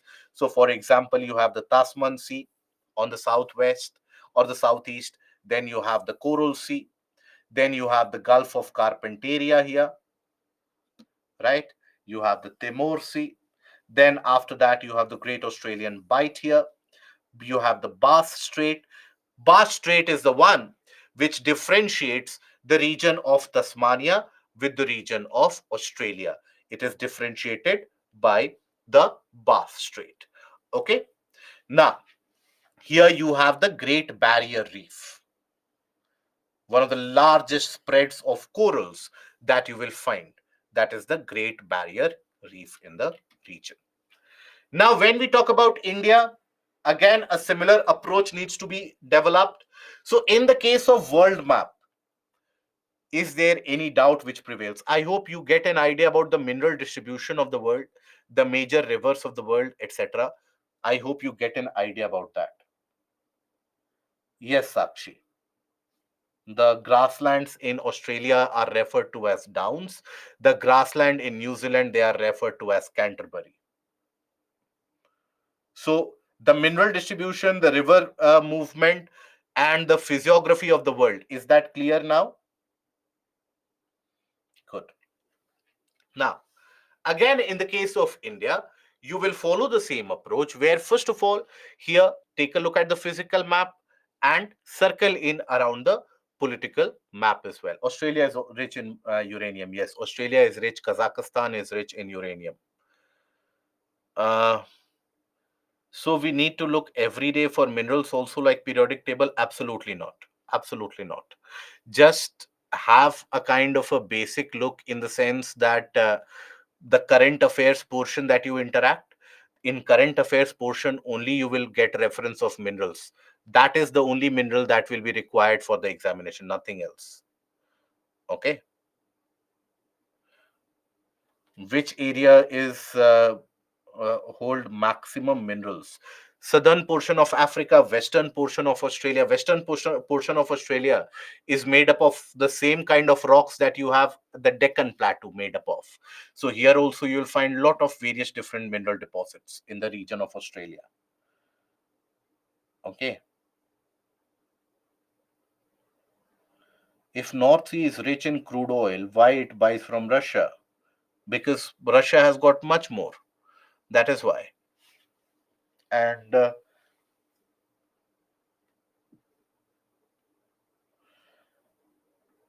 any area where uranium resources are present, so will it affect the groundwater as well? Not necessarily. No.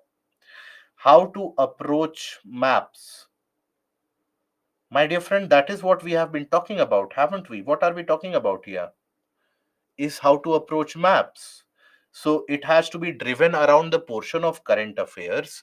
And then eventually, when you take a look at any map, you have to be explorative in nature. You have to explore the area around those maps and slowly and steadily make yourself familiar, because I'm sure many of you here who are present here, many of you would not be aware that where is Sierra Madre Oriental, where is Sierra Madre Occidental, which is the river St. Lawrence, which is the river Rio Grande, which is the Great Basin, where is the Great Plains in North America, Gran Chaco. Many of you would be not aware of these facts. So that is why when you take a look at a map for the first time, make yourself familiar with these areas. Where are they situated? And again, the portion of current affairs has to be prioritized. So that is what we have been discussing here. I think this is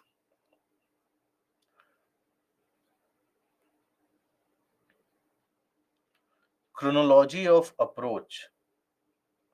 Chronology of approach, my dear friend. First of all, do one thing, open up the atlas, take a look at the physical map, look at the region surrounding that particular continent, look at the water bodies, then look at the land areas, look at the various physical divisions, then take a look at the political map.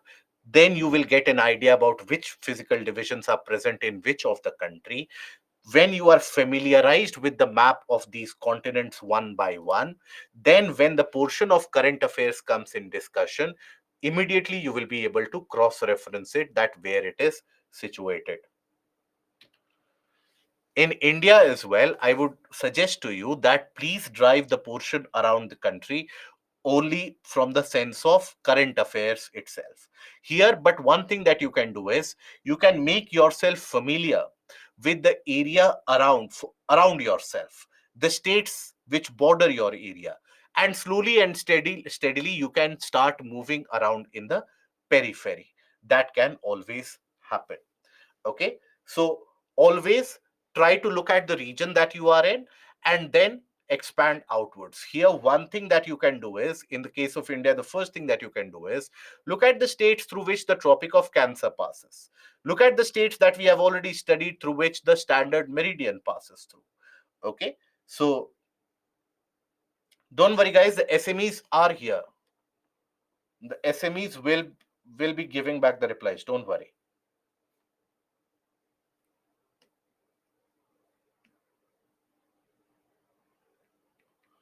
I would request the SMEs to give back the reply urgently in the questions which have not been given. So, in the case of India, here you will observe that basically which are the regions through which the Tropic of Cancer passes, which are the region through which the standard meridian. So, for example, when we talk about the Tropic of Cancer, after you have taken a look at the national international boundary, there you have to take a look into, for example, when we talk about the national boundary, so you have certain states, such as consider the state of Sikkim here. Now, if you consider Sikkim,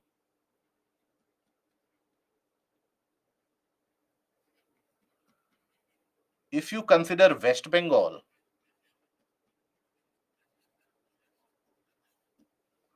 if you consider Arunachal Pradesh,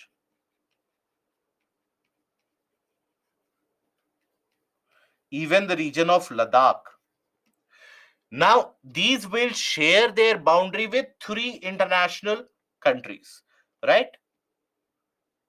Three countries.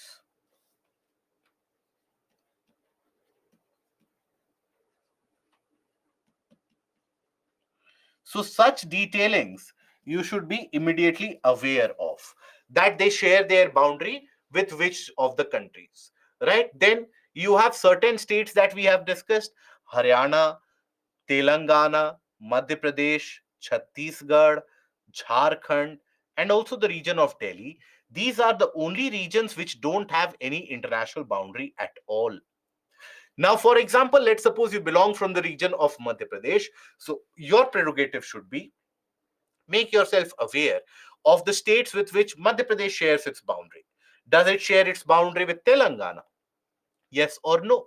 So that should be the approach. So Uttar Pradesh, Rajasthan, Gujarat, Maharashtra, Chhattisgarh, these are the states with which it shares its boundary. Then once you have done this, then look at the states with which Chhattisgarh shares its boundary.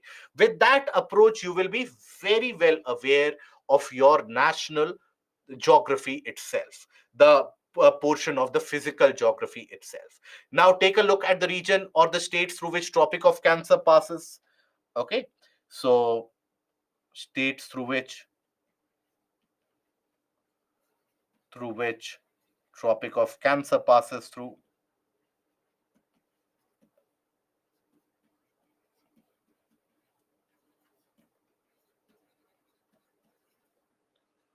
Moves. So you have Gujarat,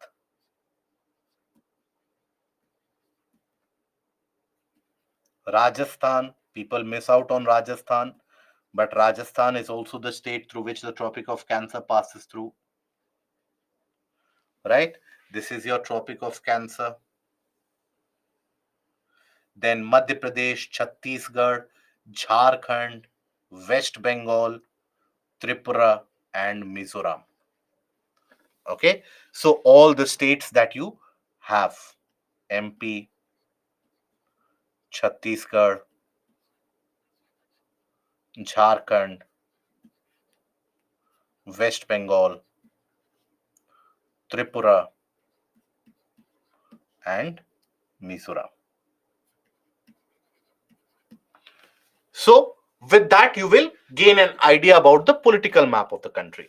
Then take a look at the broader physical map. And for the physical map of India, I would always suggest that keep the atlas along with you while you are studying the physiography of the country.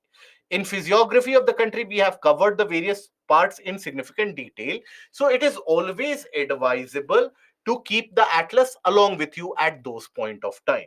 So here, for example, when we have studied about the Himalayas, we have studied about how the Karakoram, the Ladakh ranges, the Kailash ranges, the Zaskar, they form a part of what is referred to as Trans Himalayas, isn't it? Trans Himalayas. Now, the Himalayas take a syntactical bend at 2 points, one at Nanga Parbat and another at Namcha Barwa. So, here you have the Himalayan mountain ranges in general, right? So, here you have the Shivaliks to the outermost extent, then the middle Himalayas, and then the innermost Himalaya, that is the Himadri. So, in the case of the eastern mountains, also in many of the places, they are named after the tribes, the local tribes. So, for example, you have the Dafla, Miri, Mishmi, Abor. So, all these Dafla, Miri, Abor, Mishmi, they are present in the region of Arunachal. Then, further south, you have the Patkai Bam, Naga Hills, right? Then, Bareil Ranges, partly in the region of Assam, partly in the region of Manipur, Mikir in the region of Assam, Lushai or Mizo Hills in the region of Mizoram.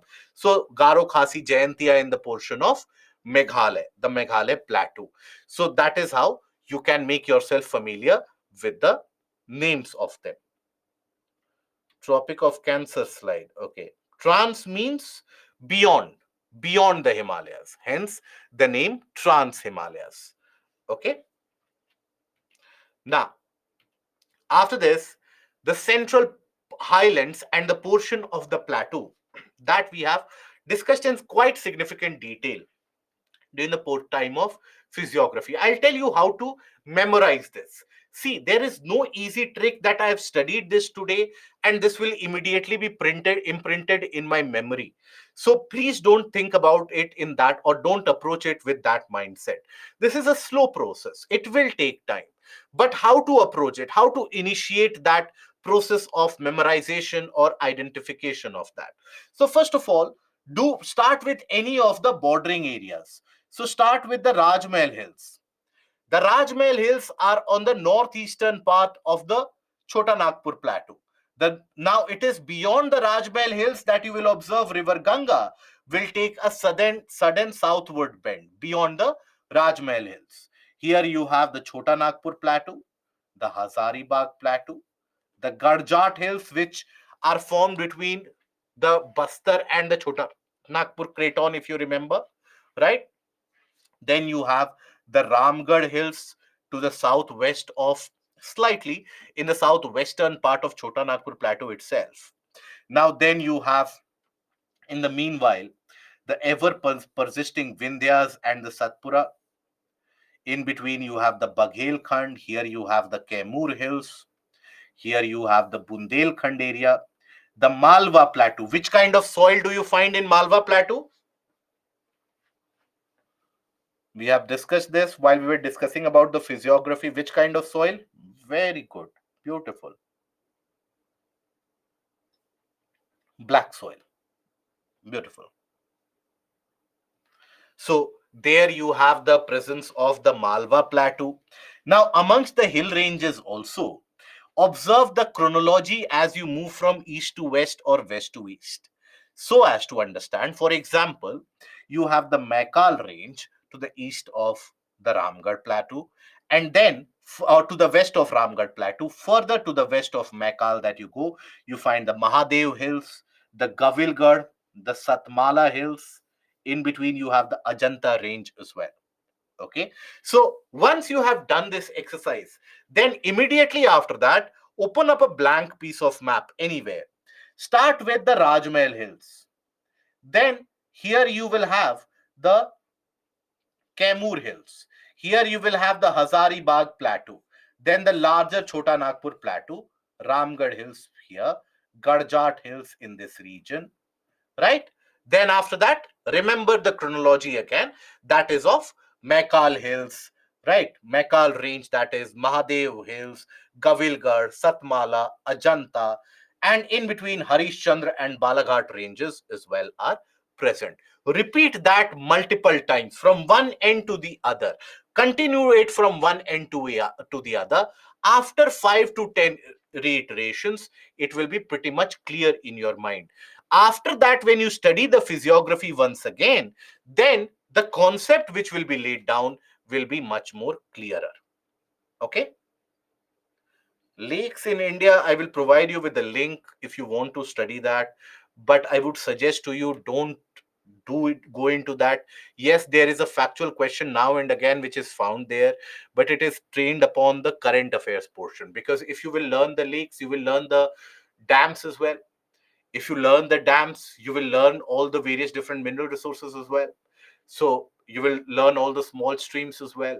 So that will open up a can of worms. But anyways, if you are interested, I will give you the reference or the link. Okay. Now here, further south, if you go, you have the Telangana plateau. In between the Karnataka plateau and the Bastar plateau, you have the Telangana plateau. Here you have the ranges, that is the Nalamala, Palakonda, Javdi, Chevroy, right? Nilgiri is the one where the eastern and the western ghats they end up meeting. Okay, so here order is not of particular importance, but you should be able to distinguish the fact that whether Nalamala and Nilgiri, you should not get confused in their location. And here the only way to learn is to revise it on a blank map. Put a blank map. Start first of all with the Vindhyas and the Satpuras. This is something you will never forget. Immediately above the Vindhyas, you have the Malwa Plateau. Then here you have the Bundelkhand, the Baghelkhand region, the Kaimur Hills. Here you will have the central Indian uplands, or what is also referred to as the Madhya Bharat Pathar in general. Then Deccan Traps here. Here Ramgarh Hills. Then you have the Mekal Hills, Mahadev, Gavilgarh, Satmala, Ajanta, Balaghat, Harishchandra. Further south, you have Nalamala, Palakonda. So, like that, if you keep on repeating multiple times, if I am able to recall it, obviously, you are much more smarter than me. You will be able to do it much easier. But a proper revision is required. Okay. Uh, which link? So I'll provide you with the link, Vivek. In Generally, I would tell you that a link that I always suggest, that I have given you, if you remember, in the portion of rivers and the drainage system, I have provided you with a link for all the major dams. There in itself, in that link itself, open up the PPT, you will find the portion of the lakes as well. So please don't ask here that please paste the link here itself. Do that much amount of homework, you will get that link. Okay. Vivek, your query has been answered too. A blank map need to be drawn also by hand, like drawing world map boundaries. You should have a practice of doing that, but for the practice mapping, get some blank sheets of India and the world map. That will be better. Okay. Now about the passes. Now passes again, relevant portions of current affairs need to be looked into in significant detail. Otherwise, not much of a role.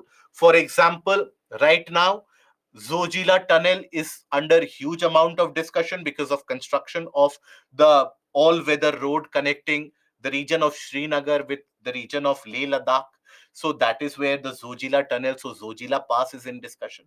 Otherwise, if you take a look at the passes, here, Agil Pass is the one which exists in the Karakoram. Here you have the Karakoram Pass, through which the very famous Karakoram Highway passes through which China gets access into the Pakistan occupied Kashmir. And that is the region where China has put a significant amount of foothold. It has constructed a major highway passing through that region, which passed through that region in the early 60s itself, late 50s, early 60s, when China began the construction here. Then you have the Pir Panjal Pass here.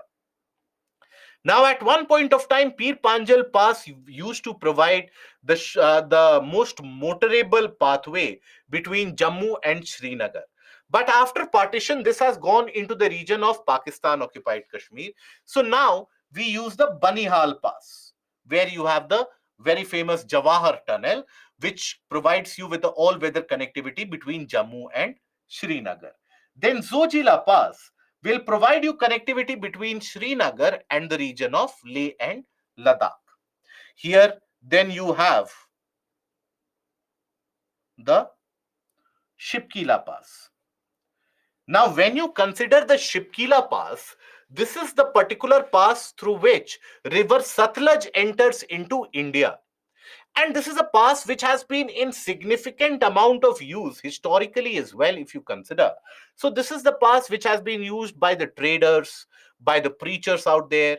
So people to people contact, connect would be facilitated by the availability of the Shipkila pass. So the passes, they help you reach from one place to another. They help in that spiritual connect as well. People to people contact and connect as well develops. Trade develops. The rivers also are able to move through. So the benefits of the passes. Then Uttarakhand is the one where you have many important passes, in the sense that they share, these passes have a important border connotation associated with them. So the major passes of Uttarakhand are Nitila, Manala, and also Lipu Lake. Now, here in the passes, you will always hear the term La, Zoji La, Khardung La, Bum La, Se La. So, La is the local lingo or the local terminology which is used for designating passes out there. So, that is where the term La is put into use. Okay. Now, Lipu Lake Pass here, it lies on a tri junction between India, Nepal, and China. Tri junction between India, Nepal, China. Okay, it has formed it forms a kind of a significant important pathway for the annual pilgrimage that you will observe going to the region of Lake Mansarovar. So Lipu Lake Pass facilitates that. Then you have the Nathula, where you have the border checkpost with China. You have the Jelepla as well. Now, further to the east, you have the Dihang, Dihu, and the Pangsao Pass, which facilitate the movement between India and Myanmar in many of the stretches, right? So, furthermore, if you will observe, here is where you have the Manala, right? Then Rotang Pass is another of the important ones. Rotang Pass is the one from the vicinity of which you have River Ravi, River Byas. Both of them, they originate very close to the Rotang Pass. And it is in that Rotang Pass where we have earlier, it used to take a lot of time, a lot of accidents used to happen. But thankfully, we have managed to construct a tunnel through the Rotang Pass, and that is the Atal Tunnel. That is the tunnel which has provided the all-weather connectivity. Now, in the Western Ghats that you come across, even though Western Ghats are a kind of a continuous feature across the coastline, across the Western Ghats you will observe the presence of passes, that is the Thal Ghat and the Bhor Ghat gaps. So the Thal Ghat and the Bhor Ghat gaps, they provide the availability or accessibility of wind movement into the region of Nashik and Pune. So Nashik and Pune, even the means of communication, transportation. That is also facilitated with the help of this Thalghat and the Borghat gaps which are present. People are able to move from one region to another. And this has also, as we had discussed earlier, this has paved the way for creation of the industrial region of Mumbai, Nashik, Pune. The industrial region which has been developed is based upon the connectivity which moves through Nashik, through the Thalghat and the Borghat gaps. It is the presence of these Thalghat and the Borghat gaps where you will observe that strong wind movement is facilitated. And that is why, despite being on the leeward side of the Western Ghats, Nashik and Pune, they end up experiencing a kind of a moderate temperature with substantial amount of rainfall. Then you have the Pal Ghat and the Shenkota Gap that provide connectivity between the region of Kerala, that is around from Kottayam to Madurai. To these areas, they will provide the connectivity. They allow for the rainfall to happen in the western part of Tamil Nadu by the advancing monsoon system as well. Okay. Now, then after that, take a look at the island systems. So, for example, across the islands, you have the 10-degree channel. Now, 10-degree channel is very famous. Similarly, across the world, you have the 38-degree line, the 9-degree channel, etc. What is this? So, this is the 10-degree channel, basically is the one water body which separates the Andaman Islands from the Nicobar group of islands. Right? Why is it referred to as a 10-degree channel? It is because that 10-degree latitude passes through this region. That is why the 10-degree channel. Here you will have the southernmost point, that is the Indira point. It is here that the Great Nicobar project is being implemented, right? Construction of a seaport, construction of a airport, construction of a township, power generation, all of that is being constructed at the Great Nicobar project here. Now, then this is something you should be aware of, that Duncan Passage separates Little Andaman from the Great Andaman. Then Sombrero Channel, that distinguishes which areas. Now here in the region of Andaman, here you have the Sentinel Islands, the one which were very famous when an American missionary was killed by the tribals, the Sentinelese tribe, as he was trying to convert them into or give them religious preaching and convert them into Christianity. That is when he was killed, and it became prominently appeared in news. Then here you will observe the presence of Barren Island, which is the only active volcano that you have in India. Okay, so that is all that you need to be aware of. The ports that we have seen, which is the northernmost major port that we have in India, the northernmost major port that we have in India, which is it?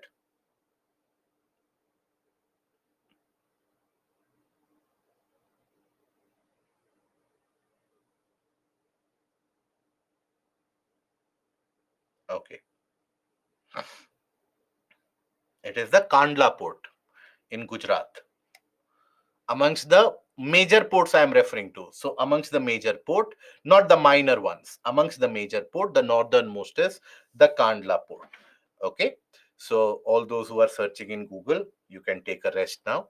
So here, that is where you should take a look at the major ports only for the point of reference. And again, I would reiterate that. Again, I would repeat that.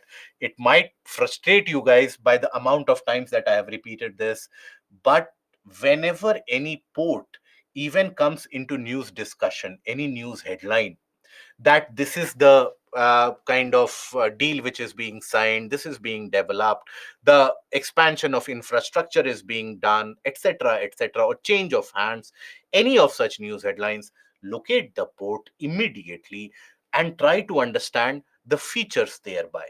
That is sufficient. Okay. So here, just like I told you about the ports, how to go from west to east in the previous module. So similar approach from Deen Dayal, then Mumbai, Navasheva, then JNPT, the largest port terminal that you have, then Goa, then Marmagao, then Mangalore, then after that Cochin, then after that on the eastern side, you have the southernmost port, that is the Tuticorin. So Tuticorin is the southernmost port as of now. Having said that, you have another major port being developed here, That is the Virinium port, which is in much dispute and discussion. That is why in current affairs, hence important for your examination. So then you have the Chennai, the Kamarajar or the Ennore port, then Vishakhapatnam, Paradeep, and Haldia. Okay. Kandla port is renamed as Deen Dayal port. Yes, yes, obviously. The region is Kandla, the place is Kandla, hence referred to as Kandla port. So this is the Deen Dayal port trust. In the map also you get that. Okay. So change of hands in the sense that let's suppose the ownership is transferred in certain cases. That is it. So here are the list of certain important dams out there. So the dams that you see that across major rivers. So again, something only to be driven by current affairs overall. So here, Maithan Dam, Panchet Dam, for example, Tilaya Dam, all of these are on the river Damodar. Then Tihri Dam across the tributaries of river Ganga. So in the link that I have provided to you, you will get the details of all of this. So with that only, you can study. Any doubts that you have till now? Any doubts? In the portion of mapping, not in the entirety of geography. For geography, the doubt section and the doubt session will be separate in the evening. Okay. Then you have the mineral deposits, but I would suggest to you not to learn the mineral deposits from here. Mineral deposits basically is the one where you have we have studied the portion of physiography. Study the mineral deposits from that itself. Okay. Now, Indira Point, explain. Indira Point is the southernmost point of India at 6 degree 4 minutes north, and Kanyakumari is at 8 degrees north, so it forms the southernmost point. It lies across the Great Nicobar Islands. And there's nothing much more to explain from that. It is the one which provides India with a significant amount of strategic heft because it is the area from which India can exercise the chokehold over the Malacca Strait region. Um, Gulf and Strait. So, Gulf is an area where you have water coming in.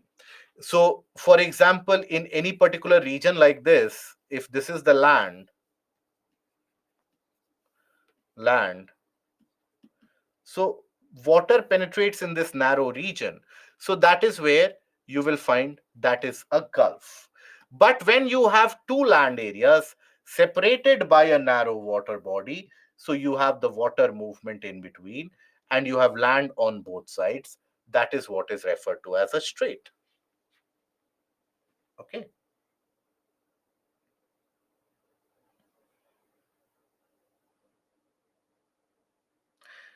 It is not Iltutmish. Iltutmish was a ruler. It is Isthmus. Isthmus and Gulf. Why will they be same? Why does that doubt come into place that they can be the same? We had discussed earlier also about Isthmus and Straits overall. Here, Isthmus is very different. See, Gulf and bays, they are similar in the sense, right? Gulf and bays, they are the ones where the water comes in. So, Isthmus is the one where you have water body separated, or if I am in the mapping portion, so why to take this? So, let me take the help of the map here.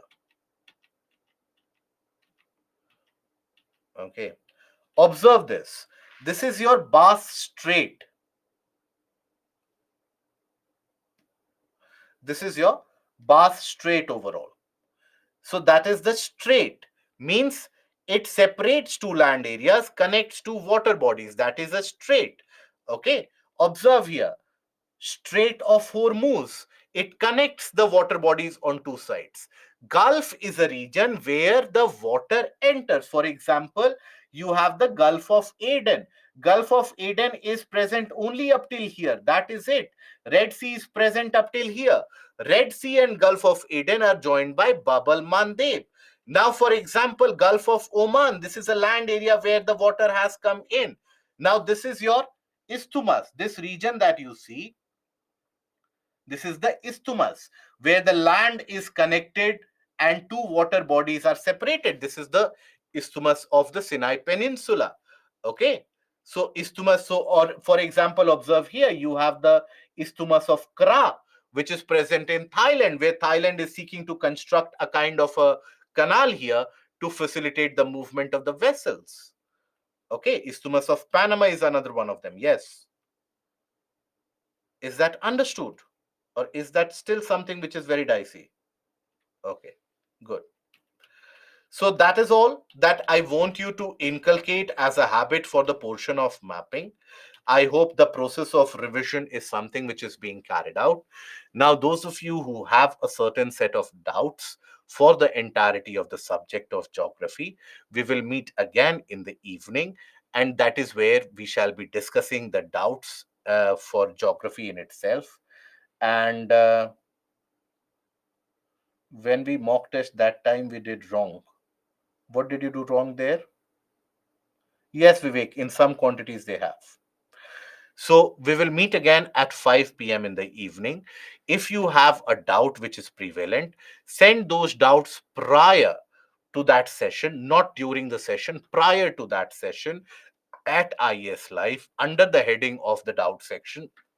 Only the doubts that we have received prior to the initiation of the session, only those doubts shall be entertained.